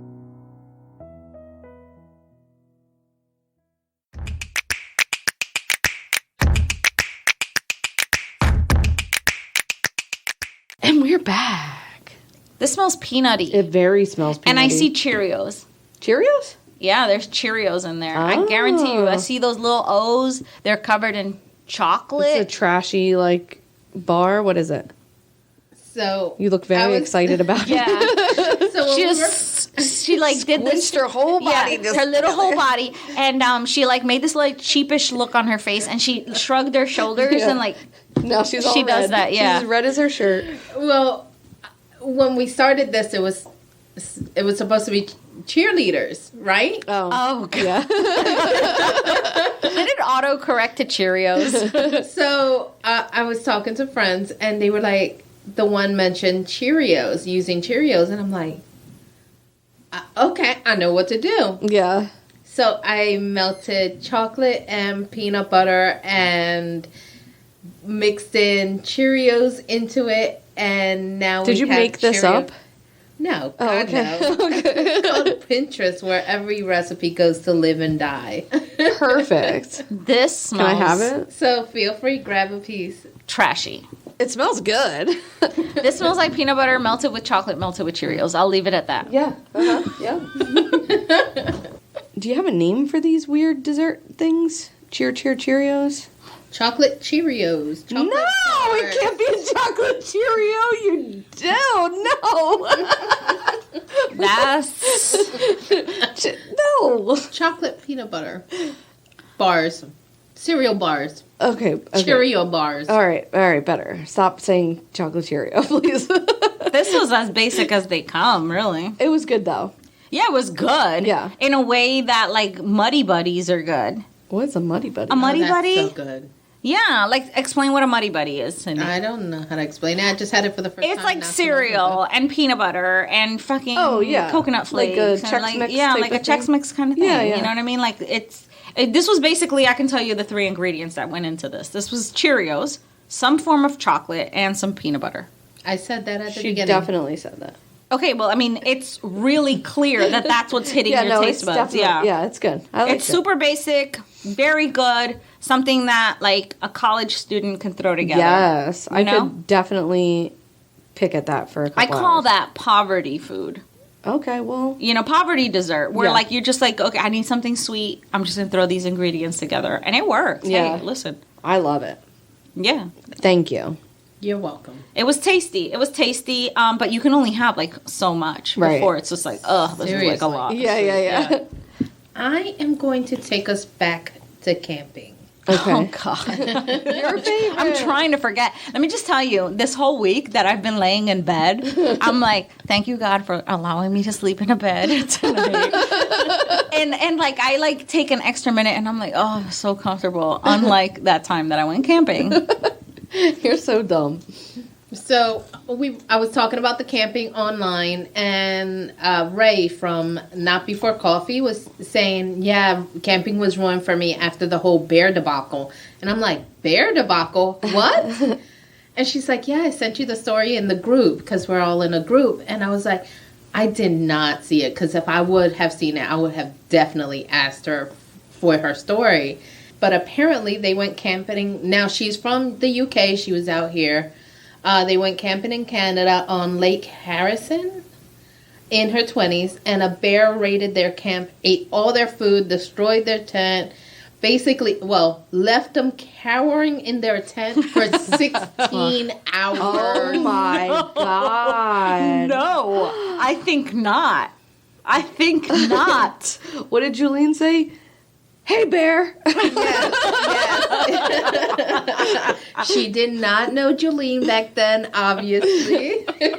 Could you imagine a giant bear? You just be like, hey, bear. She said, get big and yell, hey, bear. So she said, needless to say, she was out in Canada for 3 weeks. 1 week was camping, and that just kind of did it in for her for camping. That's fair. 1 week of camping? I went camping for 1 week. Camping. No, thank you, ma'am. It's fun. She said, No. I am not a massive camper at all. So a week in the middle of what I considered wilderness with a hut over a hole for a toilet and Yeah, a that's glacier camping. lake for washing was not her thing. What she considered a holiday, or That's what they call vacation. vacation, yes. Holiday. No. Oh my God. No, I mean, like, listen, I wouldn't say that camping is like, Luxurious. Sitting drinking a fucking Mai Tai, on a beach somewhere. Like, definitely not. But there are many relaxing and redeeming qualities about camping, which you both experienced. I'm really happy about that. Had you been on time, then you would have gotten to experience them a God. little bit better. I'm surprised that you're that hurt about us being late 2 hours. I was really looking forward. I was ready. We were supposed to meet at noon, right? Mm-hmm. I was ready by 11. Ready, had my bags packed by the door. But when I heard Cindy cooking, I was like, oh, she's going to be late. And I kind of like equated it with, I have to be there when Cindy's there, kind of. Mm. Because I knew you were there with your friends. And you know what I mean? Like, I was like, I need to be with her when she's there. No, literally, I was there early. Russ Kate, you're making the douchiest face. Listen. Next time, take a picture of that. I've never seen a face like that. I don't often get to give anyone shit about being late ever, because I'm usually the person that's late. Actually, that's not true. Since I've been divorced, I don't think I've been late to anything since I've been divorced. Maybe one time when we were recording, I got stuck at work and I was late to your house and you were pretty upset about it. But I realized that it wasn't me all these years. Right. And it does feel a little bit good to like... redeeming. Yeah, to like have someone be late and me be like a little smug about it. Right. Right. Like, almost. Only just because I was so excited and I really wanted you guys to like get to experience it. We did, so, like, though. It felt a little rushed. I didn't feel rushed. It was the right amount. I enjoyed it. I gotta say, I really enjoyed it. I thought you were alone, so for those 2 hours that we were late. Yes. Oh, good. Great. Even better. That being said, I was alone for a while. Rachel and then when we got there, like, just before you guys. I love being alone. I do, but, like, I was excited about camping because I wanted you guys to, like... enjoy it like you do. I wanted you guys to experience, like, I wanted it to... I knew people were coming, and I knew that was going to really distract from what camping is really like, and I wanted you guys to experience, like, genuinely what it is like for me. But what would we have done in those 2 hours that we missed? We could have, like... kayaked for 2 hours longer. A little longer, or like, you know, sat around the fire a little. I felt really rushed doing the pizza stuff, and like it just was all very, you know. I owe you 2 hours of camping. 2 hours of outdoors. Fair enough. All right. I'll take it. Okay. That being said, we can have a picnic somewhere. I will, and I'll say it here on the podcast, I will take her to Puerto Rico with us, and I will give her 2 hours worth of outdoor activities. Perfect. I'm going to make the coupon for her. Oh, my gosh. Redeemable for 2 hours of outdoorsy excitement. Outdoorsy excitement in Puerto Rico. Yes. Not on the beach, then. Oh, no, there's, like, tons of stuff to do. No, because if you go take her into some kind of woody area... you're going to find a lot more than what we find here. There's a monkey jungle, I heard. The chupacabra. Exactly, the chupacabra coming after you. Yeah. Would you have a story to tell? I do. Let's hear it. I do. This one made me sad. I cried. Oh, good. I cried. I've been very emotional since my solo trip, so we'll see. Still? I think I'm a crier now. Wow. I think something happened to me. I don't know. Okay. I don't know. I've been crying about butterflies, so. Still. Have you talked to your therapist about what that butterfly smells? What that butterfly means? I haven't seen my therapist yet, but she got an earful coming for her next week. Wow. I got my story from a book called Pretty Little Killers by Darlene Berry and Jeffrey Fuller. Okay. This story was kind of relatable. Growing up, I was in with the mean girls and stuff. I think I gravitated towards that. Not because I liked being abusive towards other people, but because I liked being in control a little bit. Power. Yeah, power, and like I just enjoyed being in control. I've always enjoyed being in control. Okay, which is why I've never abused drugs. Because I like being in control. I like to be fully in control of the situation. Yeah. Okay, so I'm telling the story of Skylar Neese. Have you ever heard that? I don't think so. Okay, well, this is a case that happened in 2012. And it was really messed up, man. This is like so many levels of messed up. But I felt like it was relatable. Okay. It's relatable in the sense that, you know when you're best friends with somebody and like you've been best friends for years and you feel like you're almost related to them in that sense. They're family at this point, right? And then a third person comes in. And it's almost like you maybe the third person clicks better with your friend, and you feel like you're the third wheel. Two's company, three's a crowd. Three's a crowd, exactly. It's kind of like that sense, and the sense of jealousy that arises from that. Because with boys, it's different. Boys can better, boys don't give a fuck. They're not as emotionally attached to their best friends as maybe girls are. Okay. Where if a third person comes in, they feel ousted. Territorial. Yeah. And I was thinking, why is that? Why do we feel like that? Why do we feel so territorial about our friends? I don't know. That's interesting. Is that maybe an only child thing? Cindy, you're an only child. Did you ever feel like that? Very territorial towards a friend? Not so much towards a friend as much as... No. I can remember, growing up, my very best friend and I... Right. I met her in 3rd grade. We were in the same 3rd grade class. And our birthdays were 4 days apart from each other. When we got to, 8th grade, she met a friend...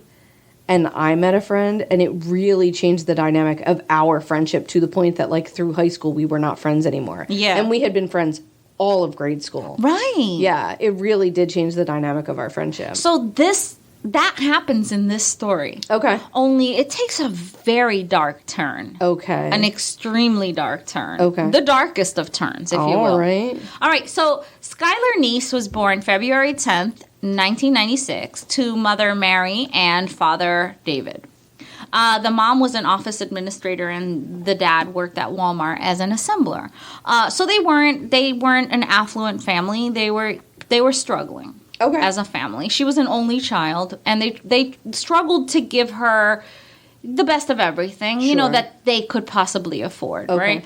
Even though Skylar was, she didn't have the finest things in life, her parents did try to give her whatever they could.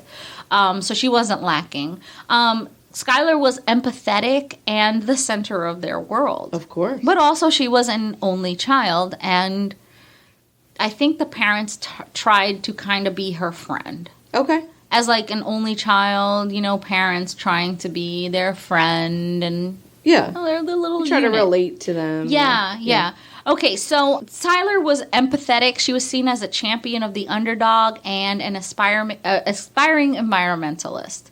Cool. So she reminded me a lot of how you are. Okay. You know what I mean? Where you're a champion of the, downtrodden. Yes. So anyway, so she would, God, and so sweet. She also did something that you do, which is often you try to correct your dad's behavior by making him rethink his views. Okay. Which is what Tyler would often do. Okay. Especially about, her dad would watch these sports games and be really, macho, screaming at the screen. And she would be like, what do you stand to gain or lose from them losing? You know what I mean?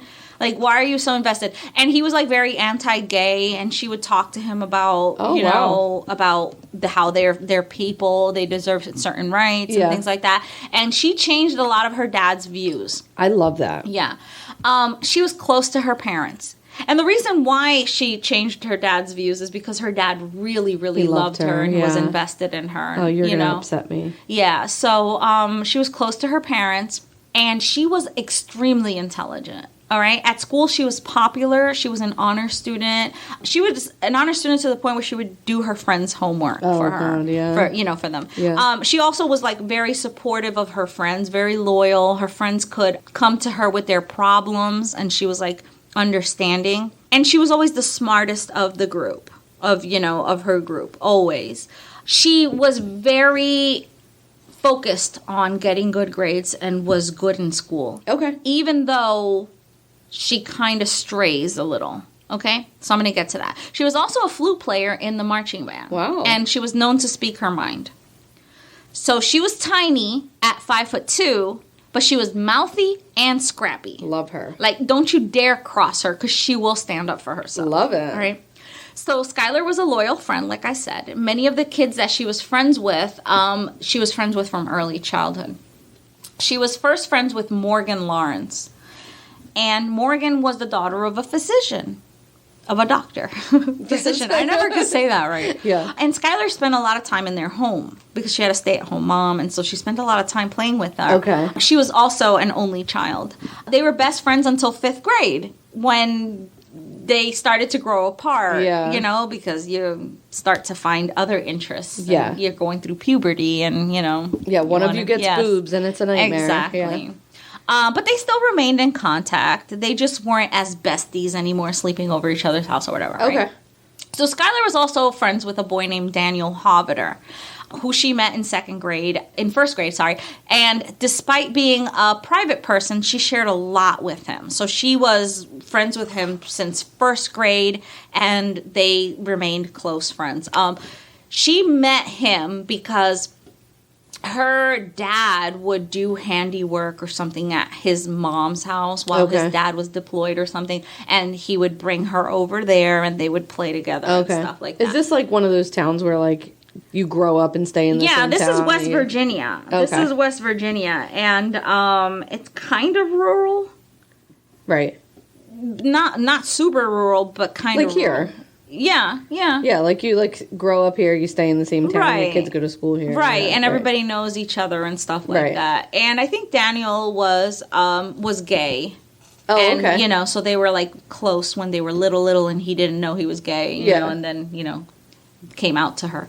All the more reason for her to be, like, giving her dad shit about being anti-gay. Right, exactly, Yeah. exactly. Skylar met Sheila Eddy in second grade at a community center. Their moms had known each other when they were teens, and so the girls became friends. And they spent a lot of time at each other's houses. Even though they lived in different towns, they visited each other. Sheila's parents didn't have much money either. Her dad, Greg Eddy, was partially disabled from an accident, and Greg was a doting father. This is something that all the girls have in common. They have doting fathers who basically let the girls get away with anything. Great. And he treated her like a little girl. Like, people that knew Greg, when they learned that their daughter was a teenager by the time this all goes down, they're like, we thought she was like a baby girl, like a little girl. Because the way he talked about her. Because the way he talked about her. Oh, okay. And the way he doted on her, you know? Yeah. So Sheila wasn't really close to him, though, which is kind of weird, right? Yeah, probably because that's annoying. Or maybe there's something wrong with Sheila. Oh, okay. So her mom, Tara, was a single mom going to college, and you know how hectic that can be, balancing family life, work life, and college.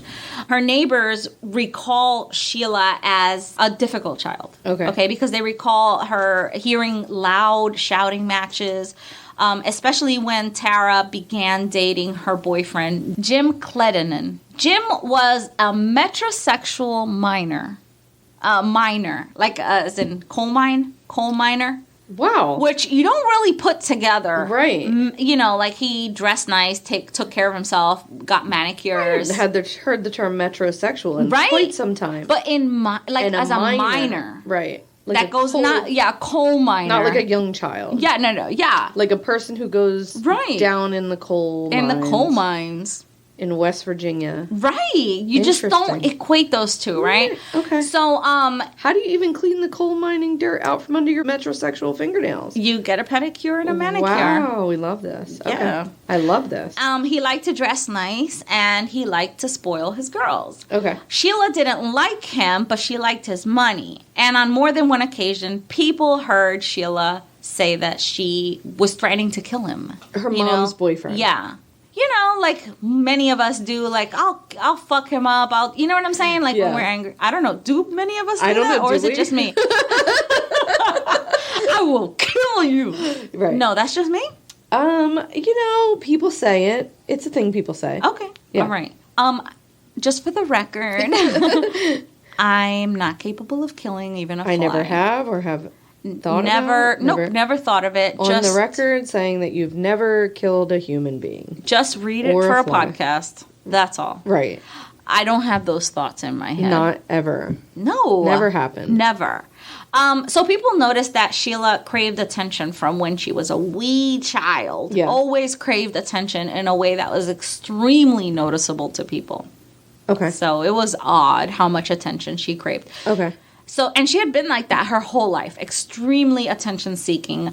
When she got in her teen years, she became very rebellious, boy crazy, and she even dabbled in drugs, smoking a lot of weed especially, but even in other harder drugs. And people saw her as odd and really, really mean. Oh, okay. Yes. A lot of people. That was like the common ground that everybody said, she's weird and also very mean, and I don't want to have anything to do with her. If you hang out with her, combination. Right. And if you hang out with her, we don't want to have anything to do with you. Really? Okay. Mm-hmm. So Rachel Shoaf was also an only child. And her dad was a clothing shop owner named Rusty, and her mom was a stay-at-home mom named Patricia. Her dad was a widower from his first marriage. His wife died, I think, of cancer, and left him with a young son. And so he remarried Rachel's mom, Patricia, and they had Rachel. Okay. So she was essentially the only child, the only daughter. She had like a way older brother. Yeah. Okay. So Rusty's store went out of business and the marriage fell apart. And Rachel was only 4 years old when this all went down. Okay. So Rachel grew up in a more affluent situation than the other two girls. So they didn't really know each other until freshman year in high school. I think Rachel went to like Catholic school through to 8th grade. Okay. And then, everybody converged into the high school. There's a lot of players in this game. A lot of players. Okay. So Rachel was a popular redhead with strong connections to her Catholic church. She regularly volunteered with the Special Olympics. She defended the kids with special needs and wouldn't allow them to be bullied. She was the more talented of the three girls with a beautiful singing voice, and she aspired to be an actress. She was in the drama club at school, and she also did a little pot and a little oxy and a little coke. Okay. She was a cool kid. Right. Tara, you sound like my kind of kid. Yes. You know what? The whole time that I was like doing this story, researching this story, I kept thinking of you. Yeah. And how things could have gone like really wrong for you. Definitely. Like, I think that all the time. Yeah. When Tara, Sheila's mother, married Jim, okay, remember the metrosexual minor? Things changed for Sheila and her mother. Jim, I'm sorry. I think we should have T-shirts that say metrosexual minor and just have like a really like a guy that like with a headlamp and like a plaid shirt but like formed like real skin tight like tucked in like a big belt buckle. Yes. And he should also have like a really shaped up beard. Real shaped up like a long beard, like a man's beard, but like really clean cut around yes definitely like a metrosexual minor. Right. And he should have his eyebrows like on point. Perfect eyebrows. Fucking perfect eyebrows. And a little gloss in his fingernails. And he has a little bit of freckles on his cheek because he's in the sun, but like not always. But just like touched. Just a kiss of freckles across his cheek. A kiss of freckles. I want this T-shirt desperately. I want a metrosexual minor T-shirt. He should also have very skinny jeans. Slightly rolled up at the bottom.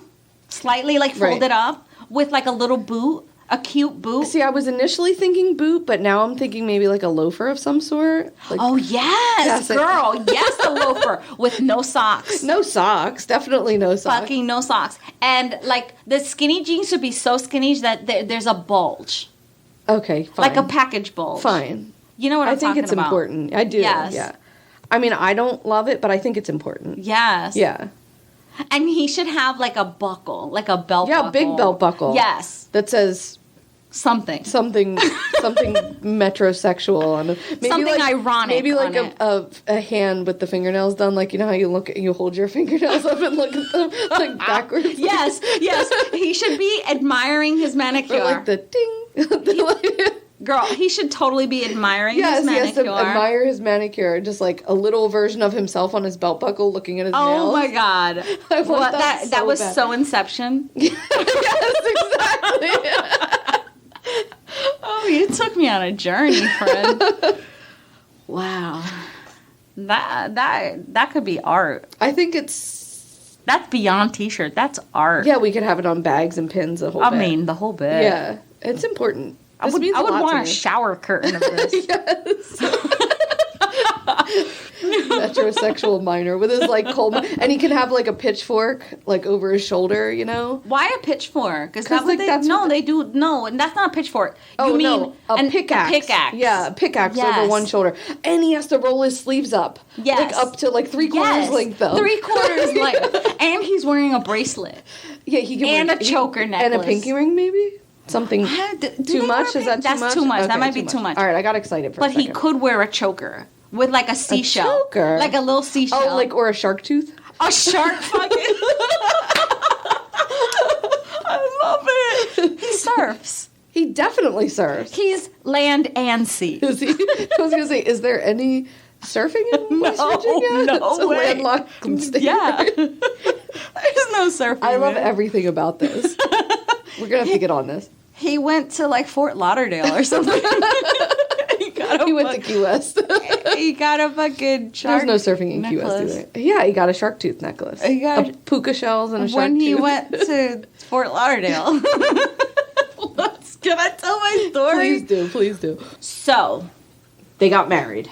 they get married. Mm-hmm. And Jim made a good income. So Sheila could now afford the good stuff. You know, her mom and her could afford the good stuff.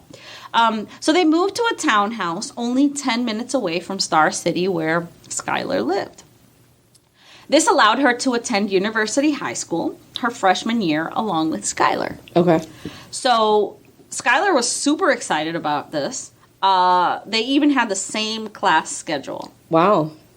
The girls were exclusive friends because other girls saw Sheila as mean and controlling. Great. So Sheila was new to the school. So her only friend was Skylar.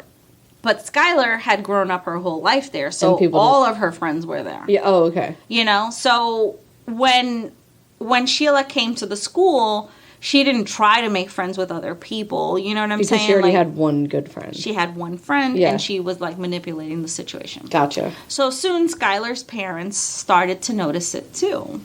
The whole, but you know what? They wanted to be very. They wanted to. These were parents that were very permissive, and like they were friends with her kids' friends. You know? Right. So they wanted to like put Schmooze the it blinders over, on yeah, right. and say, oh, you know, these girls are so close. They've known each other since second grade or Yeah. whatever. But they noticed that Sheila was controlling. Okay. They began to see changes in their daughter. That's where it started, where she started mirroring some of Sheila's behaviors. Oh, okay. Yeah. She was starting to take on some of Sheila's like mean little attitude. By this time, her friendship with Morgan suffered because of this. Morgan, the first little friend that the she one had. whose parents was a physician. Yeah. And that was because Morgan wasn't down with Sheila's like meanness. Okay. You know, almost unnecessarily mean. Okay. Morgan was a good friend to Skylar, and when other people began to shun Skylar, Morgan stood up to them. Because once they went to high school, they each took on their own little cliques, Right, you know? right. Morgan ran in different socioeconomical circles, you know? So she wasn't a snob. See, like, this is West Virginia. So you had your kids, you had your coal miners' kids, you had your, you know, poor kids, you had your rich kids. You know what I'm saying? Like, all like living in the same in area. different groups. Yeah. Like a high school. Just like here, any yeah, high school, right, yeah. right? So her group used to call the poor kids the dirties. Oh, what the fuck? And Skylar was definitely one of the dirties. Okay. Skylar, Sheila, and Rachel had a class together, and that's where they met. Okay. They were all only children, and they had that in common. So right away, they became friends. Skylar was the type of kid that made friends with everyone, so it wasn't odd when the duo became a trio. Okay. The three girls became friends, but they were very toxic friends. Mm-hmm. So you would say they were frenemies. Okay. There was a lot of jealousy, and Skylar became wrapped up in this friendship almost like in an abusive way, where almost like a boyfriend. Skylar didn't have a boyfriend per se. None of the girls did. But it was so toxic that it was like an abusive... Like a codependent... Yeah. Abusive relationship. And more for Skylar, who could have had any friends, but chose to keep Sheila. Okay. You know, for dear life. And I think that she tolerated Rachel for the sake of Sheila. For the sake of maintaining that relationship. Because, you know, as women, when we invest ourselves in a friendship, no matter how toxic that friendship becomes, we almost say, well, I've been friends with her since 1st grade, you know? Sure. At this point, we're gonna be old lady best friends. Yeah. And you refuse to let the relationship go. You just accept that shit. That happens in so many relationships, yeah. Yeah, exactly. Yeah. You kind of like let a lot more go. Okay. Than you would if it was a man. You know what I'm saying? I guess. I don't know.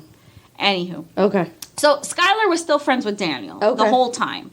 And, you know, into high school. And they even hung out on occasion. He didn't really like Sheila, but he tolerated her. So everybody just sort of tolerates her. Yeah, like just sort of tolerates her. And just like, you know, he was less bothered. Sheila had a habit of pushing away Skylar's other friends. But she wasn't threatened by Daniel. And there's a reason for that. Because he's a gay guy. Yes. Okay. And poses no threat. Right. Okay. So he hung out with the girls often and would even perform with Rachel in the plays because Rachel was in the drama club and stuff like that. As soon as Rachel joined the group, Sheila tried to control her too. So the girls would go joyriding in cars with older boys, and on occasion they were even picked up by the police. And Rachel and Sheila were both picked up by their dads because they would have been soft on them. So when they were picked up by the police, they had to be taken to the police station, and the cop, you know, they called their dads. Yeah. Because Rachel told the girls that it was because her mom would beat her. Yeah, I know that trick. Yeah. Patricia, Rachel's mom, had a temper on her. Okay. And so Rachel played her dad. And so did Sheila. Yeah. They played their dads. And you know who to go to for you need to go to them for. Yes. Absolutely. Yes. Yeah. Oh, you speak from experience. I speak from literally the same experience. I'm like... This reminded me so much of you. Anyway, that sucks, actually. Not in a bad way, but in a way that, wow, these things could turn sour. Yeah, you know absolutely. what I mean? These kinds of Definitely, behaviors. yeah. You know what I'm saying? Sure. Skylar was developing a temper too. Okay? Sheila was the target of some of her anger. They were constantly bickering because Rachel was the type of person that if she felt something, she would tell you right away, and that was part of her appeal to other kids because she was like. There was upfront and honest, and she came at you 100%. You didn't have to guess what she was thinking. So you either love that or hate that, and there's just like but she also had a very charming appeal to her, even despite that. Okay. You know. So on August 16th, Rachel had a sleepover in her basement with Skylar and Sheila. And this is like their freshman year, like the end of their freshman year. So the girls started drinking vodka and they got drunk. And this is like the beginning of the descent of their friendship. Okay. So they started taking pictures because remember they met freshman year. Now this is August, so this is the end of freshman year. So they spent the whole year together, like being friends. Back exactly, and forth. in the honeymoon friendship phase. Okay. All right, so now it's summertime. They've gotten to know each other, and now they're bringing alcohol and drugs and stuff like that into their friendship. Yeah, this is the summer where it really starts to take off. So they started taking pictures of each other, kissing, and and this is 2011 at this point. Okay. So the rumor among their peers was that Skylar videoed Rachel and Sheila naked, giving each other oral sex and scissoring. Shit. Yes. So that same night, a fight broke out between the girls. All right. So Rachel's mother, Patricia, busted in and asked what the hell was going on. Because of the fighting. Because they were very loud. Right. They were drunk in the basement, fucking creating, just raising hell. Yeah. And then, so the mom comes down. Rachel claims she don't know why Skylar and Sheila are fighting. Patricia tells Rachel, go to your room. Skylar and Sheila keep fighting downstairs in the basement. What the fuck? Yes. Patricia had to come down and get involved once again. Okay. You were laughing like you can relate to some of this. Yeah, well, first of all, I'm a little shocked that the mom was like, go to your room so these two can keep fighting. That's kind of weird. Yeah, but you know what? Like, you have a sleepover. You're like, okay, it's late. Like, what are we going to do with these two? I mean, stop fighting. Yeah, but I don't think the parents had any control over these girls, Yeah, I mean, like, but to your point, I guess, like, yes, I definitely had sleepovers in my friend's, literally in my friend's basement where we drank vodka while her parents were upstairs. Mm-hmm. And, like, no one, I mean, of course, we didn't beat the shit out of each other. No. Did you scissor? We definitely didn't scissor. I wish. That's a valid question. I wish. You wanted to scissor everywhere. I just wanted to cut all the paper up. Rock, paper, scissor all over the town. Definitely not. No. But yeah, yes, I could, you could have, you know, it feels like I'm probably 10 years older than these people, but you could have implanted me in any of the scenarios that you're saying. And I hung out with kids from all different socioeconomical situations, just because of the way this town is. And it sounds very similar to what you're saying there. This felt like I was listening to your story. Definitely. In another alternate universe. Yeah. Okay. So some say the fight was about jealousy over the sex, but others say Skylar was mad because Sheila had a habit of favoriting Rachel when the three were together, and this made Skylar feel left out. I just did not expect a weird teenage lesbian situation happening here. It was the dummy man's what a sleepover would turn into. But without the pillows. Boy fantasy. Yeah, or the teenage boy fantasies. Gotcha. I should rephrase that. It's every teenage boy fantasy of a sleepover turning into a pillow fight, turning into sex. Honestly, I feel like I without the pillows did my teenage years wrong. Wasted too much time doing drugs and not enough scissoring. Not enough scissoring. This is terrible. Story of Dana. They will be on Dana's grave. I didn't do enough scissoring. Here lies Dana. Not enough scissoring. I have but one regret. I did not scissor enough. I didn't scissor the right people. I really hate how many times we've said scissoring. I hated hearing scissoring. All right, so Skylar would let her feelings be known publicly through her angry Twitter posts. And there also, were a these lot are children, of them. right? Yes, like, these are really kids. Gross, They're 14, 15 years old. She felt she was being replaced by Rachel in Sheila's life, and she felt jealous, right? After all, she had been friends with Sheila since the second grade, and Rachel seemed to be replacing her. Right. Skylar took to tweeting about her feelings a lot. A lot of her tweets were about missing her friendship with Sheila, and at the same time, fully hating her. Really? Yes. Still, they remained frenemies. By this point, Sheila was driving, and she had a car bought for her by her stepdad and mom. Okay. Initially, it was her mom, Tara's, and then they just gave it to her. The metrosexual minor? Yes, the metrosexual minor. I'm not going to stop thinking about it. Daniel, the boy who would often hang out with the trio, claimed that Sheila and Rachel were very touchy-feely, almost like a romantic partnership. And he remembers how nasty the fights between Sheila and Skylar were. Okay. So when Skylar wasn't around, he remembers Rachel and Sheila being almost like in a romantic relationship. Yeah. And when Skylar was around, they'd be a little more subdued with their affection. Sometimes they would even get physical, the fights between Skylar and Sheila. Damn. Yeah. Now, there were a lot of people who would say that Skylar was aggressive with some of her confrontation with Sheila. Okay. That's neither here nor there, because what happens is because they were constantly all fighting with each other. They were just all fighting with each other, and Skylar was not the type to pull punches. Okay. Skylar was the third wheel in that trio with Sheila as the leader. Okay. So she kind of was not feeling the whole situation, right? Okay. Sheila was often a bully towards Skylar, and in turn, Skylar would stand up to her. So if Sheila gave her shit, Skylar gave her shit right back. She didn't just take it lying down. Okay. And Sheila had a lot of shit to give. Okay. And Skylar had a lot of shit to fight. Okay. So it was just like this toxic back and forth thing. Yeah. So Sheila liked to play this game that was like, how would you rather die? Like, for instance, how would you rather die? Would you rather drown or get eaten by ants? Okay. And this was just like her thing. Okay. That is a very strange thing. Right? That's a thing. It's a very strange to be your thing. Right? And she would be like, okay, well, how would you rather die? Would you rather be shot or would you rather be smothered? I hate it. You know what I'm saying? Yeah, I don't like it. Okay, so she would play that a lot. In March 2012, a friend they all knew named Shania said that Skylar and Sheila had a fist fight in a movie theater while watching the Hunger Games. So so back, 2012, oh my God, you the just height put me right in the of the time. Hunger Games. Yes, right? Yeah. Like, that's when we just met. became friends. Yeah. So the Hunger Games movie was coming out, and they were eager to go. So they hung out with this girl named Shania. They go to the movies. She said that while they were driving there, Sheila was texting while driving. And she just kept texting the entire time. So Skylar was like, who are you texting? And Sheila wouldn't tell her.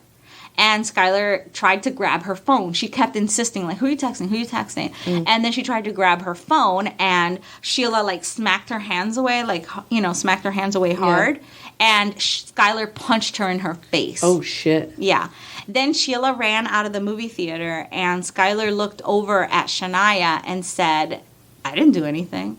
And Shania was like, dude, you hit her. I just saw you hit her. Yeah. And Skylar said, yeah, because she was being a bitch. Oh, shit. This was back and forth. Okay. Like, they were both little shits, teenage shits. Yeah. Okay? Back in the car, Shania said that the two continued to scream. Shania just sat on the curb. She's like, I don't want to have any part of this craziness. That's when, back in my day, I would pick up the payphone and be like, 1-800-COLLEASY. Collect? Yeah. And then you would call your mom and be like, do you accept the charges? It's Dana, please pick me up. And then hang up the phone. It's so funny because I've called collect a few times in my day when I was younger. Yeah. And I would fully wait for do you accept the charges? And then I would start talking. My mom would fuck me up for that shit. Really? Oh, my mom would have fucked me up for that shit. Oh, my mom was like, yeah, if you need to call collect, call collect. I'll pay for the call. My mom would be like, I know where I dropped you off. Just fucking say you're ready and hang up the phone. Oh, my God. My mom would kill me for calling her collect. Oh, my God. Wow, I must have grown up in a very you bougie if you could make a collect call in your fucking house. We also had HBO and Disney. And all that. Hell no. I even had the Playboy channel. Oh my God. Uh-huh. Yeah. Okay, so it was all bootleg box. I'm over here saying that was all stolen cable. don't let her fool you. She had all the good TVs, all the good channels, but as soon as the cable company knew something was up, they scrambled that channel and she had to go buy a new box. I don't know, went on for years. My mom paid like $1984 for that. Yeah, that's a lot of money. My mom would never. Yeah, I know. So anyway, back to this. All right, so they're fighting in the car. Sitting on the curb, yeah. Shania's sitting on the curb. Fucking Skylar and Sheila are going at it in the car. They're screaming at each other. After a few minutes, the fighting stops. Okay. Like, just like it started, just stops. So Skylar's friend Morgan, back to her, back in high school, disapproved of Rachel and Sheila. Okay. They weren't hanging out as much because Morgan didn't like Sheila's influence over Skylar. Okay. And that's like a running theme. Yeah. Everybody that knew Skylar knew that Sheila was just bad news in her life. She wasn't into the drug use or the sneaking out. And when she confronted Skylar about it, I don't like you with this girl. She's bad news. She's no good for you. What are you doing sneaking out? Yeah. Your parents are permissive. What are you doing sneaking out? Yeah, what do you got to sneak out for? Why do you got to sneak out for? Skylar just shrugged it off. Okay. Like, Morgan was like, nothing good can come of this. And Skylar was just like, yeah, you don't know her like I know her. But, that kind of defense, right? On the other end, Rachel's friends thought Sheila was bad influence on her, too. They were like, look, Sheila's bad news. What are you doing hanging out with her? You've kind of left us in the dark. So nobody likes Sheila. Nobody likes Sheila. Okay. Daniel recalls how Sheila would purposely run over animals when she was driving. No. Yes, and she would be like, 20 points if she ran over a rabbit or whatever. Yes. Yeah. There were even tweets of her talking about hitting her pet turtles with a hammer. She had like these pet turtles, and I think they were sick or something, and she wanted she wanted to take them to the vet to put them down or something, and like her dad, this is all like explaining the dad explaining it after the fact, but on Twitter she was like, oh, I could just crush them over the head with a hammer or whatever. But Daniel was one of the few people, and this was corroborated by other people too, that she was abusive to animals and like had no she would just like run them That's over. a bad sign. That's a bad sign. Yeah. So anyway, Skylar kept a diary, and those who read it said that she was obsessed with Sheila. Like most of her diary was full of Sheila's life events and not hers. Like Sheila did this, Sheila did that. Really? Mm-hmm. Yeah. But Skylar was dating sort of Rachel. She wasn't, because this was 2012 and it wouldn't have been okay. But there was canoodling. There was some experimentation, apparently. They were besties, but not dating. Okay. At least in Skylar's eyes. Okay. Now... So I was sort of misunderstanding this then, because I thought you were going to say that I thought that Skylar was the one that didn't like the relationship between... I thought Sheila didn't like the relationship between Skylar and Rachel. No. Okay. It's Skylar that didn't like the relationship between Sheila and Rachel. Oh, okay. All right. I was because they were besties. Oh, okay. You know what I'm saying? All right. And then all of a sudden Sheila starts canoodling with Rachel and being closer with her than she was with Skylar. Now, whether even though Sheila's the one that's the angry, mean. Yes. This is very strange. Yes. Okay. Yes. But it doesn't mean that Skylar wasn't angry and mean too. Right, yeah. But she was obsessed with Sheila. She was kind of obsessed with Sheila. And she even and here's another thing. Rachel and Sheila were sexually active. Skylar wasn't. Other people. They were more grown than Skylar. Skylar was still very much interested in schoolwork. Okay. Very much interested in but being Skylar was kid. Obsessed with Sheila. Yes, because Sheila was this like mature girl. Okay. She was more. She was the leader. Yeah. She was the leader. But nobody liked her. Nobody liked her. So strange. Yeah. It was really like an odd thing. Like like you said, what is it called when you're attached to some, emotional... Codependent, that. So when Skylar was a sophomore, so now this was over the summer that they had this, little bickering shit. Now they're, September. She met a senior named Amaret Talbot. They bonded over having the two best friends situation and feeling like the third wheel. They provided emotional support for each other, and they even made plans to hang out, but those plans never materialized. But... Amaret gave her perspective on the whole situation. And Amaret was like, well, let's us be besties, Okay. And, right, but they got busy. You know how things get. They get busy. I think at that point, Skylar was working at Wendy's or something. And so they got busy. Okay. So Rachel vented to a friend that same summer, right before sophomore year, that she had ditched for Sheila. Because remember, these two girls ditched all their friends for Sheila. Okay. Who nobody liked. Right. So this girl's name is Wendy, and she vented to her that she hated Skylar. She told Wendy that she couldn't stand Skylar, but couldn't stop being her friend. Okay.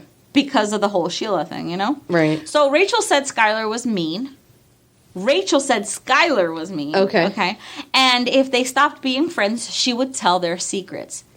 She said, she said, at this point, I wouldn't mind if she died. Uh-oh. So the common thread throughout this whole thing is that Rachel and Sheila felt that Skylar held this secret over their heads.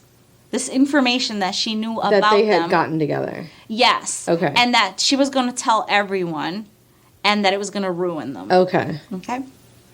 So that was like their fear. That Skylar held secrets about them that she would... that they couldn't cut her loose as a friend because she had this weird video of them doing this thing. Or whatever, right? Or who knows if it was even that or if it even went deeper than that. All right, so that June, Skylar went with Sheila's family on a beach vacation. This trip proved to be super volatile for the two. They argued the entire week, and when they got back, Sheila told Rachel they had to go through with their plan to get rid of her. Oh, shit. According to investigators, Sheila said Skylar had to die now. Oh, my God. Like now. During the time, Sheila and Skylar were at the beach vacation. Rachel was at church camp. There, she confided in a friend that she needed to get away from Sheila. And she said, when we get back from summer, I'm just going to hang out with the church group. But when she came back, she fell right back into Sheila's trance. Right. Sheila had a way of manipulating the people around her. Yeah. So that summer, instead of planning for her sweet 16, Sheila planned her best friend's murder, along with her other best friend, Rachel. Damn. On October 6, 2011, classes were dismissed early. They were told because there was a gas leak at the school, but the real reason was because they found a body behind the school. The body was that of Christina Nicole Terry, a 33-year-old Virginia woman. She had been strangled to death by a man who was later convicted of her murder. What the fuck? So they sent the kids home, telling them that there was a gas leak, but the students later found out the real reason, for the dismissal. And so when the girls came back and they were asking questions about how to dispose a body, it didn't set off any bells and whistles. It just looked like they were still interested in the whole case thing, right? Are you fucking kidding me? Over the last few days, Sheila had been asking questions like, what kind of acid do you dispose a body in during biology class? What the fuck? Yeah. That's like, even if there was a body found, that's like not an okay question to ask. No, not at all, right? That's weird. But it's biology class, so maybe she's curious. Maybe that's a chemistry question. Right, that's a question for chemistry class, so right? settle the fuck down. Right. So when the teacher asked, they sat next to each other and they were just chatting the whole time. Yeah. And the teacher asked them to be quiet and they just continued to fucking chat, right? And she asked another student, do you know how to dispose a body? And when the kid was like, I don't know. She answered, and he was like, why do you want to know? And she was like, well, because we want to know how to get rid of Skylar. Oh my God. And it was just like, right? So the teacher asked them to move the seats, but they were talking so much still, and they continued to defy the teacher. They were disrespectful. Everybody knew that they were very chatty, but nobody knew that they were plotting to kill and dispose of a body, right? Shit. So when the word got back to Skylar that the girls were talking about killing her and disposing her body, she dismissed it as a joke they were pulling. Yes. Still, she confronted the girls, which they promptly denied. Like, of course. No, we're not planning to kill you, silly. Right? Why would I? Right. Come on. We all talk like murderous. Right. It was another Skylar that we were talking about. Jesus. So anyway, okay, so they finally decided on following through. They ironed it out. Their plan was they would stab her and bury her out on the Eddy farm, a piece of land that her grandfather owned, which was like, they would go there to get high, and it was like a desolate area with a creek running by it. It was just like in the middle of fucking nowhere. Nobody was like gonna find her ever. So on July 6th, 2012, Rachel and Sheila contacted Skylar to get her to come out to smoke weed with them. This is their sophomore year, before they even enter their sophomore year. Oh, okay. Still like summer right before. Well, like the end of I think it was like the end of the sophomore year into their junior year. Okay. Because they're 16 at this point. Okay. So Skylar leaves her job at Wendy and she comes home around 10:30. Her parents were watching TV, so she walks past them, goes into the kitchen for some iced tea. She comes to her mom and kisses her and says, "Love you, Mommy," and she says the same to her dad.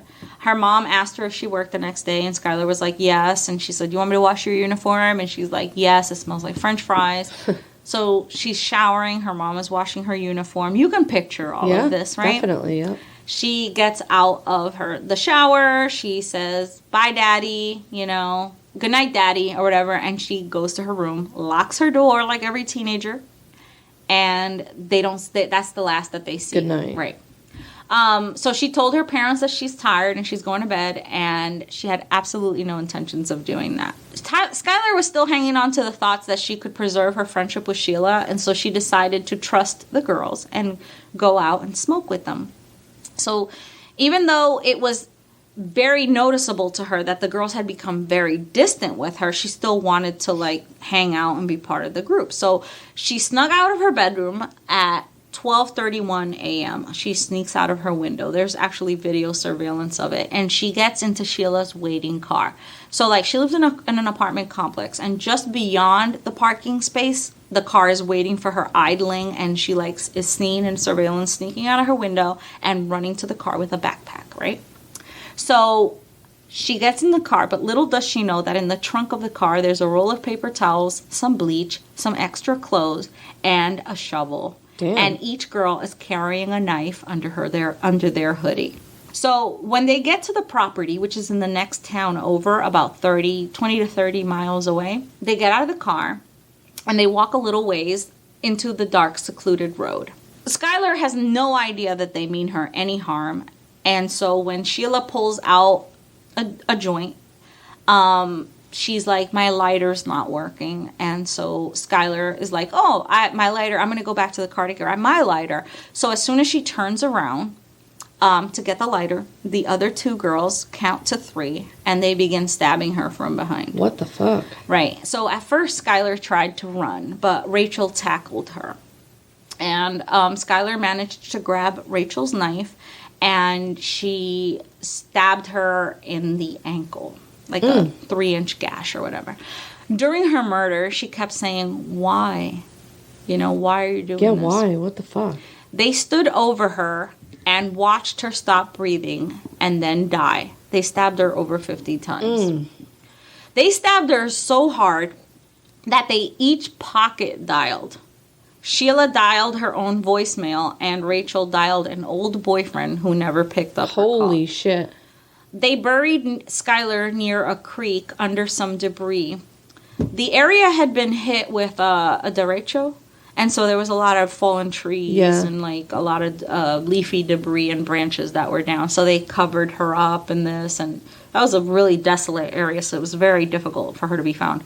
So they celebrated this victory by having sex, and afterwards they cleaned themselves up. The next afternoon, when Skylar's father, David, knocked on the bedroom door, he got no response from her. So he opened the door, and when he didn't find her, he called his wife. And she was, like, thinking that he was overreacting, but the door had been locked from the inside. Yeah. So he went to go look for her, and that's when he realized that Skylar had snuck out through her window. Yeah. So at this time, Sheila was driving back to the scene of the crime because Rachel had left her phone there. Skylar's dad called Sheila asking about Skylar, and she told him that they had spoken around midnight, but then they had no other contact. Then the manager at Wendy's, this whole time they're like, well, maybe she's, just ran off doing some stupid shit, right? The manager at Wendy's called the house saying Skylar had not come to work. And that's when the parents knew to call 911 because Skylar was very responsible with work and with school and things like that. She liked to smoke her pot and she liked to be a teenager and, do stupid shit, but she was responsible with her shit. Right. So then Sheila called Skylar's dad again and told him they were together around 11:30 and she dropped her off at the end of the street to not wake her parents. Which checks out. Right. So then her mom, Tara, called Mary and they asked her, hey, listen, what's going on? Me and Sheila are going to come over and we're going to try to figure this out. Together, the three went door to door asking people if they had seen Skylar. Get the fuck out of here. Mary remembered that there was security cameras at her building complex. So the video, they called and they had the video screened, and the video showed Skylar leaving in a car. So the video was so blurry that the make of the car couldn't be made. And that's what prolongs this whole investigation because they weren't sure what car she got into. Right? So 2 days later, law enforcement was starting to suspect that, the girls had something to do with it. People noticed that Sheila and Rachel just weren't that concerned about the disappearance of Skylar. The police told parents that Skylar was probably having a summer adventure. She's a runaway. She's having a summer It's an fling. adventure, yeah. Right. Sheila continued to visit Skylar's parents and to help in the search, and even going as far as sitting in Skylar's bedroom sobbing, holding onto her pillows and what a sobbing. psycho. Yeah. Sheila and Rachel weren't tweeting Skylar, which was suspicious because what friend wouldn't you, unless you knew that she was gone. So, meanwhile, the detectives were pulling the proper permits to see the text that Skylar had been sending, and they noticed that the last communication she had was with Sheila. Rachel was noticeably absent from any of the searches, and that was also, suspicious. Right. So Officer Jessica Colbank was the officer assigned to the case since it was just a missing teen case and nothing more. She handled missing juveniles, runaways, and things like that. Later, the FBI became involved because they had been working on another case of a missing child in the next town over, and they thought the two might be connected. Okay. So there's Officer Colbank and the FBI officer, okay? So they're both working on the case. So Officer Colbank was a very good judge of character. She was originally a 911 operator, and then she became a police officer. But she had, like, detective aspirations in mind, right? She noticed that Sheila seemed super cold. So she also noticed that the calls on Skylar's phone records showed that she had called Sheila 6 times that night, and that the last call that Skylar got was from Rachel. Okay. Suggesting that something was planned. You know what I'm saying? There was some kind of plan was happening. Yeah. So you would say, okay, the 6 phone calls are them setting up the actual meetup. Between each other. The one call from Rachel is like, we're here. Yeah. Come down, right? Yeah. All right. So she questions Sheila about Skylar's tweets and their friendship. And she's like, why would Skylar tweet this? What was going on? And Sheila's like, I don't know. Maybe she was fighting with a boyfriend. You know what I mean? Like, because they were like, oh, that's why I don't trust you. And, you know? Yeah. And, like, they're really, like, vague tweets. Right. Like that, insinuation yes, kind of right, thing, right, you know? Yeah. So, the officer... But you would think, though, like, your best friends would know what your weird, vague tweets are about. Right. You know? Yeah. So the officer was also among the first to realize that the car that Sheila drove could be the car that Skylar left in. Okay. Okay. So she also wondered why they would pick her up right at the complex, but drop her off 4 blocks away to not wake her parents. Like, if you're sneaking out... That's when you're sneaking out. You're not sneaking back in. You're sneaking out mostly. Well, I mean, you should sneak right, both ways, right. But you wouldn't mostly... Right, because you're an expert in that. but if you were sneaking out, you wouldn't be less sneaky when you're sneaking out than when you're coming back. No, you would be equal sneak. Right. So, right, Sneakle, equal... if you will. Sneakle. I love that. Wow. So, initially... Officers wanted to issue an Amber Alert, but since Skylar left on her own, this was denied. Because Amber Alerts are for... Oh, fuck off. I know. That was like a really unfair thing that they thought, right? So only kidnapped children were... Missing is missing. Were Amber Alerted, but she left willingly. Yeah. All right, so this law was changed after Skylar's death. Oh, wow, really? And they made it Skylar's law. Okay. Where, like, if it's a teenager and she's endangered, or he is an endangered teenager, it's still an Amber Alert. Okay, good. So some people thought Skylar had run off with a boy. After all, there was a video footage of her climbing out of a window and getting into a car willingly. It could have been a boy. Could have been anything. Right, could have been anyone, right? So Skylar had intended to return because she left important things behind, like her beloved dog, her phone charger, you know what I mean? Like things that she needs. That she worried about and cared about. Also, she was a straight A student. Like, why would she just, like, you know, like, she cared about her parents, like, basically let her come and go as she pleases. Right. They don't have like, there really wasn't any... Yeah, exactly. Officer Colbank knew that Sheila was lying, but she didn't know why. So July soon turned into September, and still Skylar was missing. So all this time, Skylar is missing. People think that she's run off with a boy. Some people were thinking that she drug overdosed and that they hid her body. Right. I mean, they were just imagining everything except for what actually happened. Right, because it's how could you imagine the realm of possibility. Yes, they were besties. Yeah. All right. So on the first day of school, when her name was called in homeroom, the silence was deafening. Oh. Why would they call her name? Yeah, people were crying. Like, why would they call her name? I know, right? Like, how could the teacher not know that she was a missing kid?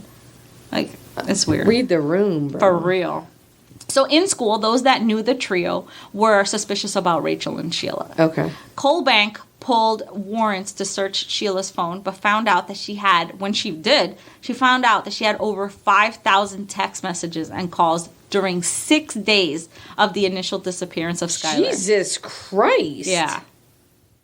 Between who? Just the two of them? I mean, you can imagine that your best friend is missing, so everybody wants to reach out to you. Yeah. You know what I'm saying? Yeah. But that's a lot. That was more than the average of the entire summer. Holy shit. Yeah. So the investigators got warrants to search the girls' homes, and Skylar didn't call anyone during this time. She didn't post anything on social media, so investigators at this point, they were like, she's got to be dead, right? Yeah. Tara, Sheila's mom, was also on the sidelines working with the girls so they could get their story straight for the police. No! Yes. So she knew? Yeah. She didn't know. She didn't know. I mean, come on, she couldn't have possibly known. This is like her friend's daughter. But she knew that this was shady. She knew they did something. They did something, or they knew something. Yeah. She was also like one of these like moms that wants to be best friends with their daughter. Come on. She's the cool mom. Fuck. I know. That's just so fucking wrong. So in December, when Rachel was once again questioned, and they were questioned often, she said she had dropped off Skylar somewhere else, and detectives knew that they had her, and it was a matter of time because now their stories are changing. Right. They're wearing her thin. And she's like, okay, fine. We didn't drop her off at the corner like we said. We dropped her off somewhere else. Where'd you drop her off? What'd you do? Right. Let's go. Right. And so now there's a kink in the story, right? So then their stories changed again. Rachel just kept changing the stories because she was just like so frustrated with the questioning. Yeah. Also, she's not a psychopath like Sheila is. Okay. Okay? She's a sociopath, but she's not a psychopath. Okay. All right? So, and that's when they became official suspects. At this point, they were like, the police were like, they know more than they're letting on. Right. They still didn't think that they had killed her. Killed her. Yeah, I mean, still. Right. So their suspicions were that Skylar had died from a drug overdose and that they had, that they had hit her body or something. Yeah. Which, if that did happen, would be so fucking dark. Right. And this was even way darker. Worse. Yeah. Oh my God. They had no idea it was murder. So the girls were asked to take a polygraph, right? Sheila failed hers twice. Rachel and her dad were driving to take the polygraph when suddenly she jumps out of her dad's car and starts running. Shut the fuck up. And hides in Sheila's mom's office. Tara, the bestie mom. Get the fuck out of here. Right? So then this instantly made her look guilty, right? So Rachel's parents were forbidding her from hanging out with Sheila at this point. And so Rachel was pissed. And so she had like a little bit of a mental break because she wouldn't let her see Sheila. I think it's a little late for that, bud. Right. So she was committed to a psych ward for 7 days. Perfect. 7 days later, she was released to take the polygraph.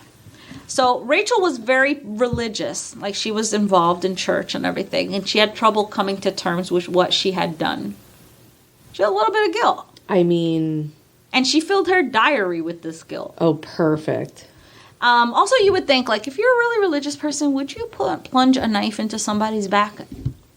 No. Right. No.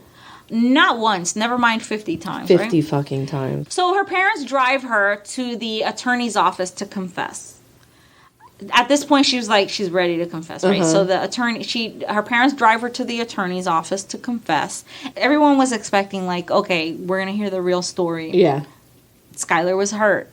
The girls covered it up. Right. Skylar the girls know who Skylar left with. Yeah. Or, whatever it was, right? When they asked her what happened, she was like, we stabbed her. And they nearly fell out of their seats. Oh, my God.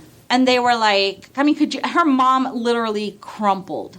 I would, yeah. I mean, because you're like, it's your little baby that you like, your just only can't child. Even imagine that they would do this thing. And then lie about it for months? For months. Right. For like 180 days they hid that. So the reason, she said, was because they just didn't like her. Mm. All right. So she leads them to Skylar's body in exchange for a plea deal. Oh, shit. At this time, there's a lot of snow on the ground. So they had to wait. I think it was like January at this point. They had to wait until the snow was gone to even look. Fuck. Yeah. So now it's Wednesday, March 13th. And at this point, her remains were identified. Oh, my God. So they knew about her whereabouts in January. They had to wait till March, till the ground even remotely thawed to start looking for her. Fuck. Yeah. At this point, she was like so decayed that even her skull had been found in another location. Oh, shit. Like, like she was just very much decayed. Wow. So for 6 months, they covered up their involvement in Skylar's disappearance. Holy shit. Yep. So Rachel confessed, and she ended up getting a plea deal of second-degree murder. Sheila also pleaded guilty about a week before her trial, and she got life in prison. But because she pleaded guilty and skipped a trial, she got mercy, and this makes her eligible for parole in 15 years. So in 2000, Absolutely not. So in 2028, she is eligible for parole. Absolutely not. Yeah. And FYI, they both had lesbian relationships while in prison. I mean, obviously. Rachel got married in prison to another woman. Oh, perfect. And that is the story. Absolutely not. 15 years? Yeah. She wasn't even 15 years old. I mean. Absolutely not. Crazy, right? Oh, that's so sad. I know. And the sad thing is that... oh, these poor parents. All of the parents lost their only child. All of the parents lost their only child. Oh, my God. Yeah. Is that crazy? And if you look at pictures of them, not a single sign of remorse. They are living their best lives. Wow. Mm-hmm. Smiling, hair curled. They're like beauty queens in prison. Get the fuck out of here. I'm not kidding you, yeah. Oh, my God. Mm-hmm. Holy shit. Talk about mean girls, huh? Yeah. With friends like that, who needs enemies? Yeah, truly. That was like a little even difficult to follow because there were so many fucking people. Yeah. Yeah. I recommend the book. It's interesting, an interesting read. And it just goes to show you, like, psychologists that, like, you know, went to the jail and, like, there's more stories. There's more that involves them after they go to jail and everything. But psychologists that followed it said it was like a perfect storm. Like, you had a psychopath and a sociopath together. Really? Like, Rachel had sociopath tendencies, you know? Yeah. And... Are they in jail together? No, but it's funny because while in jail, Sheila had a sexual relationship with another girl. I think her name was Dawn or something like that. So she sleeps with this girl, and she tells her all about how Rachel dimed her out and everything. And then she gets transferred, and she gets transferred into Rachel's jail. Get the fuck out of here. And she's there to, like, kind of, like, make Rachel's life a living hell and whatever, but she befriends Rachel. And, you know, it's, like, really weird. Like, this is crazy. Yeah, it's, like, really weird. This is crazy. Mm-hmm. Wow. Yeah. So apparently, like, and, you know, there's that lesbian theory where, like, they were just so afraid of being outed by Skylar. But which also, like, they also dated boys. I don't know. It's just weird. like, you know, maybe that was an underlying issue to it, which also just really is annoying when it comes to, like, the whole queer thing. It's like, just, but they let would go to parties and make out, and make a scene of it. Yeah. I'm just saying, if you're making out, like, what do you know what I'm saying? Like, yeah. Well, I mean, they must have felt like she had something bigger than that on them. You know? It would stand to reason, right? Yeah. Like, wow, that was really intense. The sad thing is that this child sat, you know, her remains just sat. So the parents made, like, a little memorial area in the spot where they found her. They dedicated a bench, and it's kind of like a little place to sit and reflect. Oh, really? Mm-hmm. That's nice. Yeah. But really sad. Yeah. It's their only child. You know? Terrible. Absolutely. 15 years. Absolutely not. I would fucking park my ass at every appeal thing. Oh, I hope that they come to every single one of her parole hearings, and she shows no remorse whatsoever. Well, good. Yeah, I hope I hope they don't parole her. I really hope, because she seems dangerous. Yeah. You know? I don't know. Wow. Yep. That's it for us, folks. We hope it's not a downer. Way to end it on a high note. Oh, yeah. We got to find a way to end it on a high note. I know. I, like, almost haven't gotten over this. We have a phone number. Yeah, I forgot about that. No one calls us. We tried to have somebody call us before, and that wanted to tell a story. They ended up sending an email.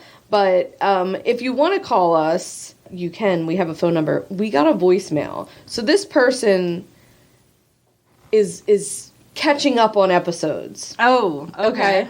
So I'm going to play the voicemail. Oh, shit.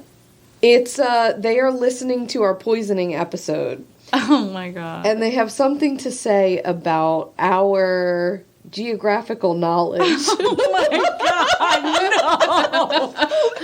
Oh, my God. Oh, that's bad. Okay. Hey, gals. I love your show, and I just want to say that I was listening to the latest story on the French poisoning, and Nydia was a little bit confused about geography. And anyway, England has Northern Ireland, one province of the 4 provinces.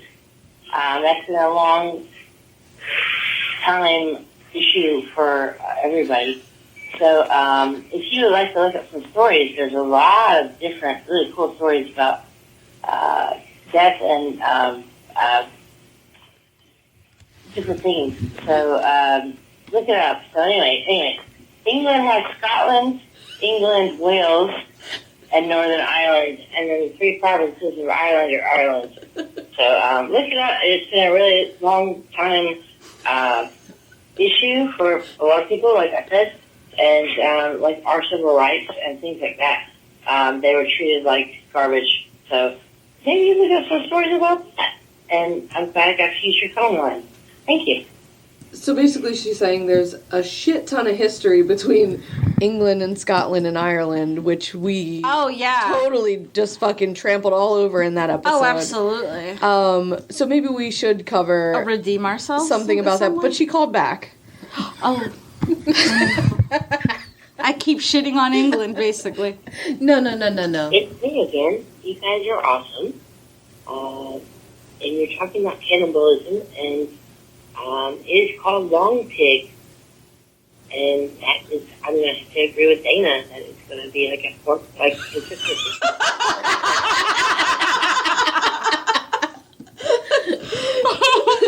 It's called long pig, so it must taste like pork. That being said, I think I had put a poll up, and everybody was like, "What's her name?" Pork. They never said their name. I don't know. They're a new listener that must be like catching up through episodes. They never said their name. Whoever you are, whenever you get to this episode, fact checker. We're obsessed with you. This brought me so much fucking joy. Well, call her the anonymous fact checker. Yes. Call them. Okay, call them the anonymous fact checker. Absolutely. When you talk about them right now. Right now that we're talking about them, we're going to call them the anonymous fact checker.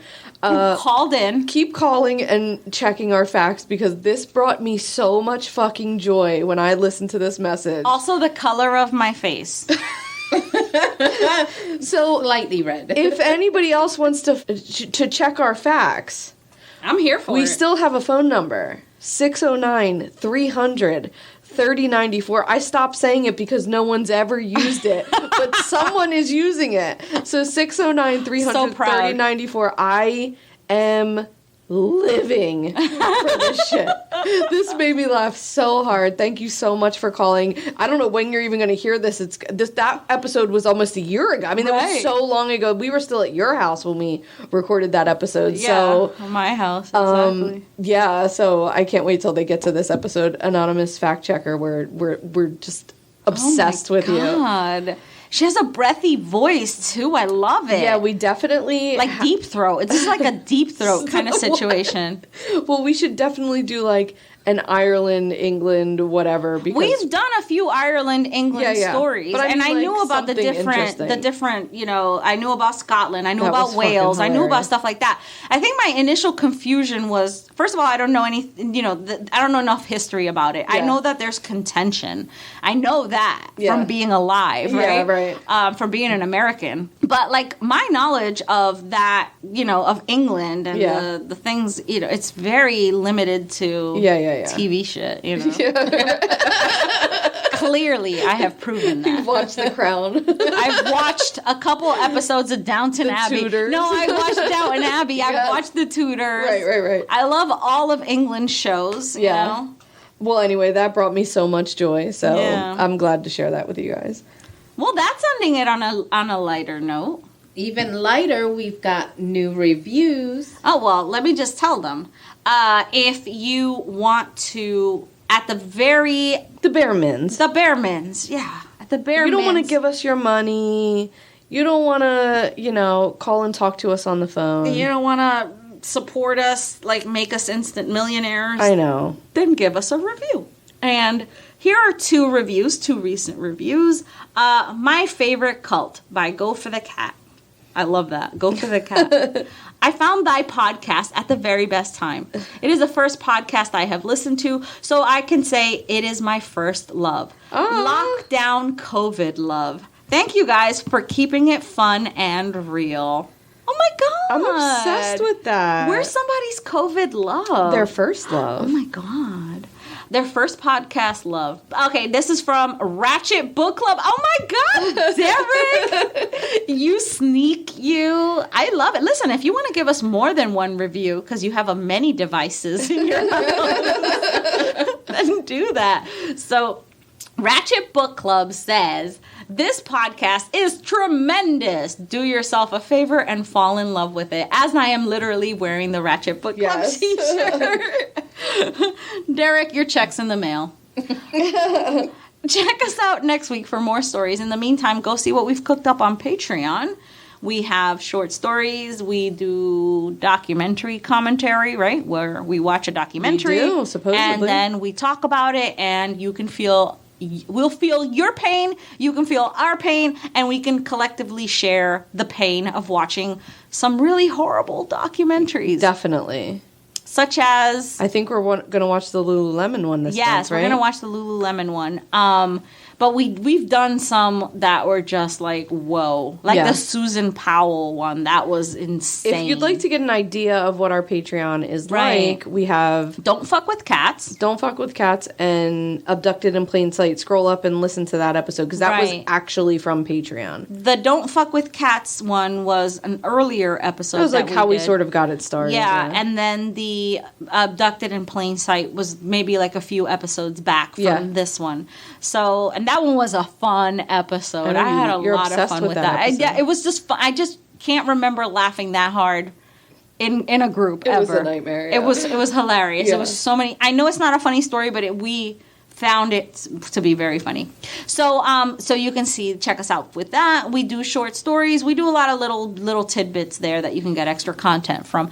You can support us by clicking on the Buy Me a Coffee link in the show notes and make a donation there if you want. But the best thing you can do is write us a very kind review like the ones you just heard. We are also on Facebook, Instagram, TikTok, and Twitter. We'll check you out next week. And remember, this is my advice to you. Don't get taken to the second location. Or do. You might like it. No, you will never like it. Good night. Bye. Cheers. All right. Are you okay? Jesus Christ. You're so fucking loud. You're disgusting, and I hate you both.